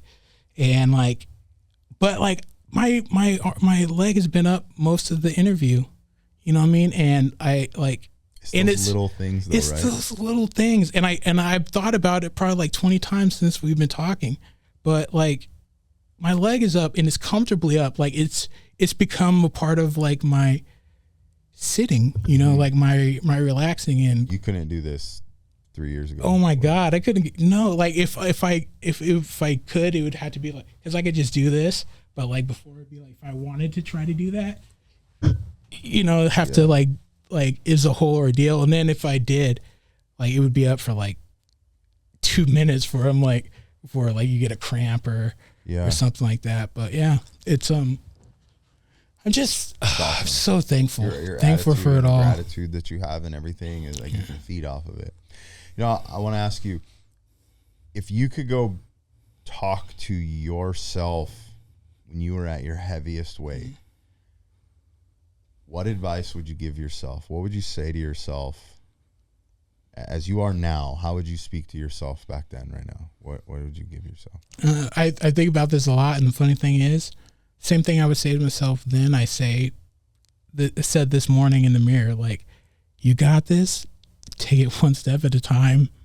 Like, you're going to get there. It's already in you. Like, we all, like, it's always been in me. You know what I mean? Like, I've always seen, like, you know, sparks of like my potential in moments, and like you try to grab at the spark and then it goes out, and then you just like, you're in the dark again, but you just see these little bursts of light. And I get excited about life and excited about what I could do. And then it would go out, and then, you know, I'm just sitting in the dark again, waiting for another spark. And like, now it's like, no, like it's illuminated. Like, you know, it's not like I'm not looking for a spark. Like I can see my next step, you know, like it's like, you know, walk by faith and not by sight. You know, you learn all these things in church when you're a kid, but now as an adult, like all these lessons that you were taught as a kid are really like, they feel like heavy. Like they feel like a lesson because you could apply it to so many things in life that you weren't thinking about. You're just it's just a saying, you know what I mean? Like, and that's why I'm just beyond grateful. Practice gratitude, like be thankful for the body that you're in then. Like if I would say to a 578 pound me, thank God that you don't, like, that you can go to work, that you could still drive, like that you could still fit in the car. You know what I mean? Like you can't put on your seatbelt, but you can drive. Like the seat might be halfway back, you know what I mean? And you, like, your stomach might be touching the steering wheel, but you could drive. Like there's people on TV that can't, like, they have to cut a hole. Like I've taken like those calls at work, and I, you know, like of somebody who needs a special gurney, or they need to call for extra help because they're too big. Like I could have been that person, but I wasn't. And like, I'm grateful. So you can be grateful for where you're at. Like be grateful that you could walk, because some people can't, that get too big, they can't walk.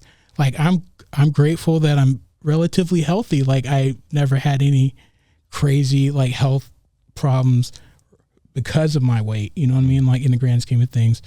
So like, which is huge, because there's a lot of people who never achieved half of that weight who get medical issues. So thank God. Yeah. I'm 40 now. And I think that was a part of, that was always in the back of your head. Like you always start hearing about people having like heart attacks and stuff like that when they're in their 40s. That's like, the time where you really start worrying about life. And I think, and just knowing how much damage I put on my body already, in negative ways, like it just makes you, I feel like I'm almost extra mindful. And like I even set an appointment for the doctor just to, she's like, last time I'm like, I just want to make sure I never have a heart attack. Or she's like, your heart's strong, you're fine, your EKGs are normal, like you have good, like your labs are good, keep doing what you're doing, kind of thing. But in your head you're just kind of like, 100%. I don't want my, I do worry about, the mistakes I've made, what I mean? And the chicken's coming home to roost kind of thing. So I'm really trying to be mindful how I moving forward. Odds are you're young enough though, your body can like heal through a lot of things. Something that dawned on me when I was at my heaviest is I'm in an industry, we do a lot of Medicare and work with seniors. And I had this realization that there was no real big seniors. And then I started to realize that they weren't making it. Like there weren't 75-year-old, 300+ pound people, not many of them. Yeah. And I was like, wow, like that was a wake up call to me. And having people apply for life insurance and then getting declined and finding out it was because of their build. And those were things to me where I was like, I can't stay like this. Right? At the time I was in my 20s, but so I know that you want to help people with the story, and we've spent time, and some of my questions and things I'm asking were kind of relating with someone else who I know at different stages and different capacity. Maybe I completely understand the mindset that you're in. And I remember this point in time where I actually realized like I am no longer that other person. Do you have any advice or anything you would share for like someone else wired like us, where they're probably reciting to themselves, is it Paul or Peter in the Bible is saying, I do the things I don't want to do and I don't do the things I want to do? I said that to myself a lot. I know you did. Yeah. I know there's somebody right now who's listening to this, who's saying this to themselves. Is there anything that you're like, man, I believe this is what they need to hear that might help them? I think that you're absolutely right. I think my mindset was always like, losing weight is something I don't want to do. Well, it's something I have to do, but I don't want to do it. So if I didn't have to do it, I didn't feel the need. Like I've always been like a deadline type of person. So if I have a report due, like I would only do it when it had, like, I would do it the night before. I pack an hour before I leave. Like I've always kind of, that was my old mindset. And now it's like, no, let's plan this out. So you meant a deadline person, like you would let it wait all the way till the deadline. Like I was procrastinator. Okay. Total procrastinator. Right. And like, I think that I would just tell anybody, especially if you're wired like that, because you just kind of, you get used to that habit of being procrastinating, and that's how you perform, because you perform well under that pressure. But that pressure building up it's not a sustainable mindset in a positive mindset. You just like, just hoping it works out. You know what I mean? Yeah. Like it's okay, like to like allow yourself to become a person that wants to do the things you think you don't want to do. Like I want to do all these things now that I would like. I think about taking supplements. I couldn't swallow pills before I started this weight loss journey. Really? I could not mentally swallow pills. Like it became like after like starting to want to do supplements, and I got tired of chewing them, and then I would like do research and saying like how it could, you could lose the benefits by chewing some supplements, and that is basically, I'm basically wasting my time. So I'm like, all right, I need to learn how to swallow pills, and that's been a part of the journey. So like watching YouTube videos on there's like, or TikToks and stuff. There's a TikTok for anything. How to swallow medication. And like I would try different methods. They wouldn't work for me, but I kept trying.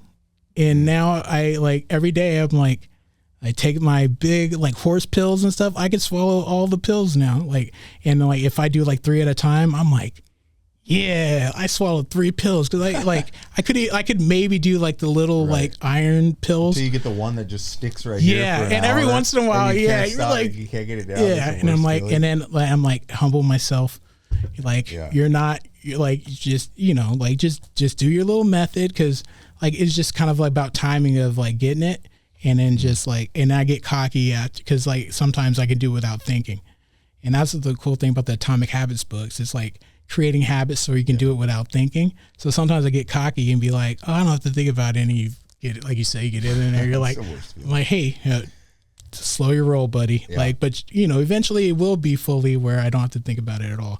But like, I'm grateful because I couldn't do it at all. And I would chew aspirin and everything. And now I'm just like, boop. Way worse. Yes. And it's brutal. Yeah. Like, what's your favorite food now that you might have never imagined you'd even be eating? I love like Brussels sprouts. Like, of course, there's like the best way to eat them is like the worst way to eat them. Like with like it's all like it's good, but like I enjoy brown it. Sugar and bacon. With what is like pancetta, and then there's like a couple of really dope restaurants in San Diego that do it really well. I was always like a big like processed food person, so like that's the stuff that I would like get in trouble with. I feel like now if I enjoy food, like I want to enjoy like a bone marrow and a ribeye. Like that's like my more of my high fat enjoyment than like McDonald's now. Right. You know what I mean? So that's an interesting thing. And then like, but I like vegetables. Like I roasted broccoli last night and like did like some minced garlic and salt, pepper, and like with my chicken, and like I enjoyed the broccoli more than I did the chicken. You know what I mean? Like it was more of an enjoyment than a meal prep. Like, this is just like my everyday food. Of a meat eater, but if we're same minded at all, you've come a long way from the Pop-Tarts, the Eggo waffles, the Aunt Jemimas, the cereal, right, all that stuff. All the stuff, like and like if I do have something, like I like during my lull, I had like chicken nuggets, and then like, but that's the funny thing is like when I kind of go back to like old things I would do, like it's almost me like reaching for old habits, but they just don't hit the same. It's not the same. Like it doesn't give me that comfort that I need. And then and that's the cool thing. It's like, that's a blessing. You broke the addiction. Yeah. Cause it's like, it just like I'm sitting here going like, every once in a while I'll do something like food related for like comfort. And I'm just like, it tastes good. Like it's not gross. It's edible, but it's like, but that's not where my endorphins get. No, that's what I was going to say. That's the right word. There's something that somebody who's never been overweight and struggled with food like that will not know, but there's like an actual physical sensation. The dopamine hit you get. Right? That you would get from eating something. And sometimes that came from eating a lot and actually achieving. I remember eating to where you were so full, and then you would just be like this, like, oh, like it sounds gross, but I remember like being it's like so true, like though. laying down, like if I would like ate and drank and you're just so full, and then just being like wanting to lay down, like, oh, and you're like, oh, and then just like sulking in this like I'm overfilled. I don't know. It is so true, though. It's so true. And the funny thing is, you say that, and the cousin that made the comment to keep my shirt on, I remember one of the coolest things that he did outside of being a basketball star is he could drink a 2-liter of soda by him like in one sitting. I remember he had a 2-liter of Sprite, and I thought it was the coolest thing I had seen. Like, I think it's just because I admired him because he was tall, like he was 6'5", 6'6", or whatever, like, and he was this, one of those types that might make it to the NBA. So like he was like the shining star of the family. And so I like thought he was cool. And like, cause we didn't spend time, like we just see them like at reunions and stuff. It's not somebody I saw regularly. So like, you're just this tall, cool dude, and he's drinking he's just holding a 2-liter of soda by himself. And I remember thinking I was so cool the first time that I drank a whole 2-liter by myself. And then like, if you really think about that, and that was a natural progression of the stuff I would do, like, drinking. I drank a whole gallon of juice in one day, right. But like, it's something that it's an endorphin, like you get dopamine from that. Yeah. And then I got addicted to that high level of dopamine. And like, so I had to, that's the only way I could feel good is if I was downing a gallon of juice. Right. Like but you're like, your brain literally becomes that, I'm wired for that. And like, that's why addiction and all kinds of stuff, like I'm more or less judgmental every day about other people's problems and like how they deal with their problems. Like if I have a person at work and they're just pissed off all the time and they're lashing out, like that's how they deal with their problems. I'm not saying it's right, and that's something we have to work on, especially when I'm from a management perspective. But like that's how you deal. And I'm seeing your pain. Like you can physically see my pain, at 578 pounds because it's visible. But but that's because like I dealt with my pain through these dopamine hits through food. But somebody getting it in other ways, like they get the dopamine hit from being angry. Yeah. Could you imagine being wired like that? Like your dopamine is from talking down to somebody. Your dopamine is from, being a jerk, being an a-hole, whatever the case may be. Like there's people that are wired, like, narcissists, right? Yeah. They're wired to get dopamine from being better than somebody else. Like in that shape, I'm grateful that my comfort zone of negativity was food, because at least I wasn't hurting people, you know what I mean? Like in that, like verbally or even physically, right. Like well, I was hurting I felt it's more internal, like other people put it on other people. And I would never want to be that person. Right. It's crazy you brought up, and I meant to say this earlier, I'm glad you brought it up, is that struggling with being overweight is really like one of the only true like addictions or problems that you face, that everybody can judge you about it and see it, and there you can't hide it. Yeah. When you're fat, you're fat. Everyone sees you. They know you struggle with it. Pretty much nobody is trying to be like that on purpose. Yeah. They might pretend so. Yeah. And you walk around every day carrying your problem out loud on yourself, on display, like a billboard. And it's the only thing that like I don't think a lot of people understand. Like deep down inside, it's hard. It's a struggle because it's like the scarlet letter. Absolutely. You just walk around every day, and you got to learn to live in this world and cope and feel like, how do I gain acceptance and all these things? Because like I have this problem I can't even hide. Mm-hmm. Right? Is that absolutely? And I think like that's why my social life kept me afloat. Like, you know what I mean? Like being the big guy, but I was the big guy that had pretty girlfriends, you know what I mean? Like, and that became part of my identity that helped me be social, like, because that was like an identity I could sit in and feel comfortable. And like, if I had to be the biggest guy in the room, at least I'm the biggest guy in the room with friends, and that at least people like him, at least he's not alone.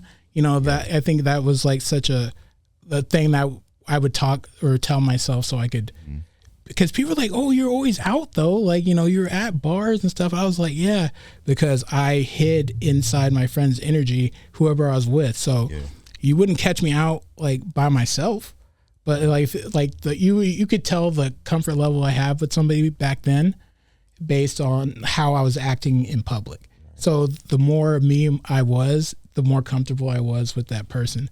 As long as I was with them, I was okay, you know? Yeah. And like, I'm grateful for those relationships because they helped me be me now. Yeah. Because they saw and loved being around this version of me, right. You know what I mean? And like, I think sometimes I've caught myself like putting too much into relationships in a way, or feeling like I do the most, but like I just know where I can't imagine doing this without the support that I've had, and like people like Shannon, and like you have cool stories about Shannon doing Shannon-esque things of like, and she's just a special human, and for her to like see that in me, like at my heaviest, and be this larger than life kind of person, but like thought I was cool and wanted to get to know me, and made an effort, and has just been like somebody that really helped show me my confidence and show me my potential, and that like this, not only is that who I could be, but that's who I am now. And like she puts me in rooms of, you know, she's like, I'm going to take you to this event because I want you to see this is where you should be. Like, this is what you're capable of. You know what I mean? And like always putting me around people that I felt super uncomfortable. Like when I first started going out with her, like I would just like, she was like, oh, shy Bryan out to play. And, you know, I just like stopped talking. And like people who see that and know that about me, that like what I'm like, just see the spark, you know, when I couldn't see it, is something I'm truly grateful for. And there's so many people in my life that I could talk to you for another hour about the support in my life of amazing people who just like saw the butterfly in the caterpillar, you know what I mean? And I'm just extremely grateful. So many people that work out with me and have taught me, and like don't take a dime of my money because they're like, I just want to be a part of your journey. Like my buddy, he owns this place in San Diego, Brainstorm Fitness, if you need a great place.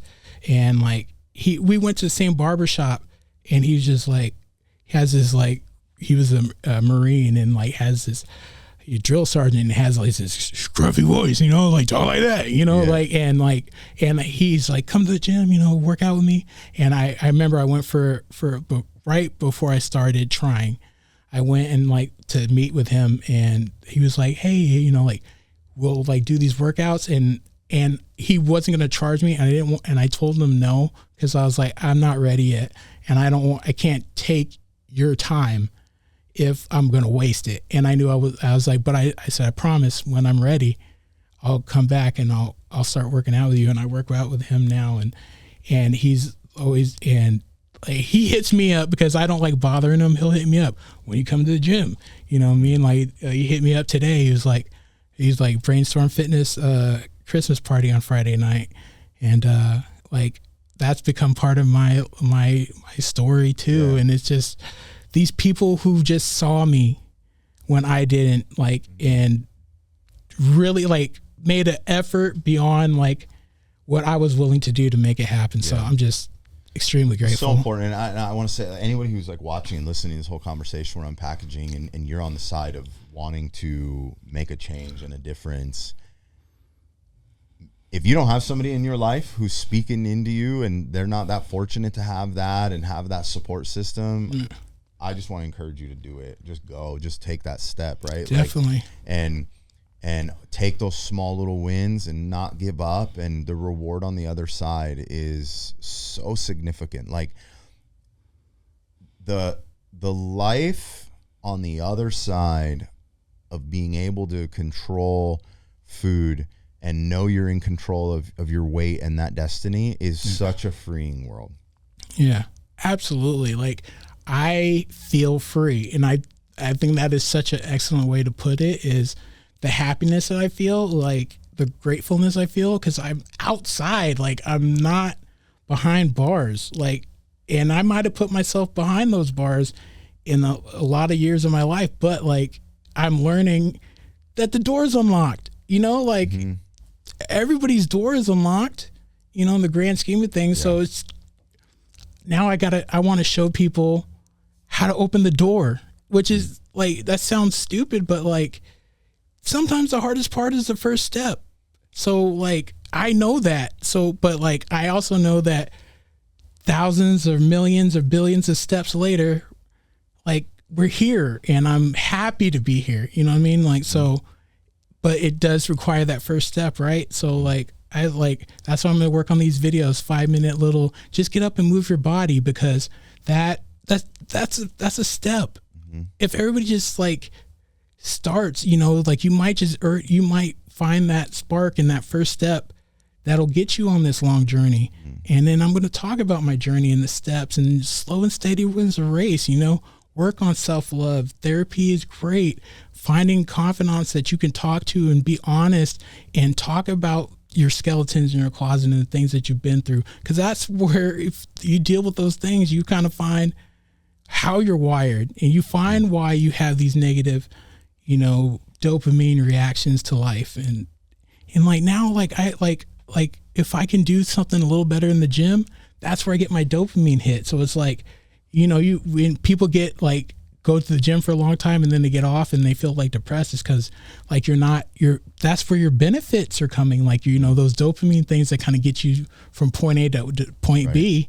If you set that up and then you get away from it, like, and then even like little spurts during my downtime, I'll be in the house and I'm like, all right, like I have the little, last night, like the little hand, little squeezy things. Ball. Yeah. But like I was seeing like how many times could I squeeze it, and then just became like a little competition while I'm watching Real Housewives of Salt Lake City. I'm just sitting there like, and I'm like, okay, we can get to 100. We can do it 100 times, and then like, yeah. And then like the one where it's like a spring. Yeah, twisted. The spring. Yeah. I have one in my truck on long drives. I would just sit there and squeeze. See, and that's the thing is like, once you like, you're learning. Like there's so many ways like you could take steps forward. Like even when you're sitting here, like being more interactive, if I'm moving more and like if I keep putting my leg up and down, those are extra calories burned. Like there's so many little things that you do sometimes just to take steps forward. And that's why it's like, I love my affirmations. Just be 1% better. Like I say it all the time, like just be 1% better, because 1% better every day versus not moving for a year. Yeah. Think that's you're 365 times better than you would have been. Mm-hmm. Like I don't know how, like I'm not the biggest numbers guy, but I'll take those numbers all day. You know what I mean? Like, and every little step counts. It's so true. And I just like, I feel it. Not like, I don't just know it. I feel it. Like it's in me, and I'm like, I gotta I'm figuring it out. Like it's clicking, and like I want to show other people how to click it too. Right. And so I just need to like take those dreams and now like bring them down and make it into a step-by-step process for myself. Like if you can wrap your head around it, basically what ends up happening is everything that you were uncomfortable doing, everything that you looked at and felt like it's impossible, I don't want to do it, I don't have the energy to, and you feel like no, it all gets flipped on its head. Yeah. And now when you don't work out, or if you don't go on a walk, or if you don't eat right, you don't count all of these things, that becomes the normal. It's hard to imagine that you could flip everything on its head, but your cravings will go away.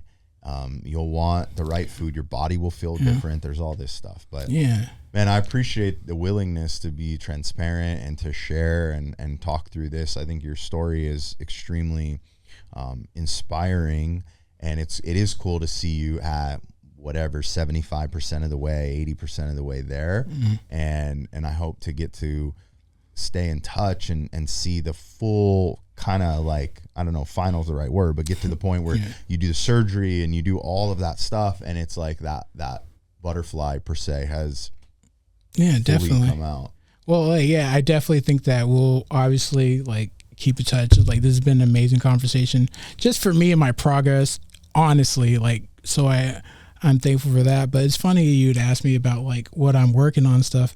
And I think the best way to say that now is like follow me on Instagram at Ducking Focused, because it's like a thing I started as kind of a little church kid joke, you don't, curse. And so but I started 2020 as like a way to be accountable. So it's like an Instagram that I started that I've, slowly but surely like put time into, but not consistently.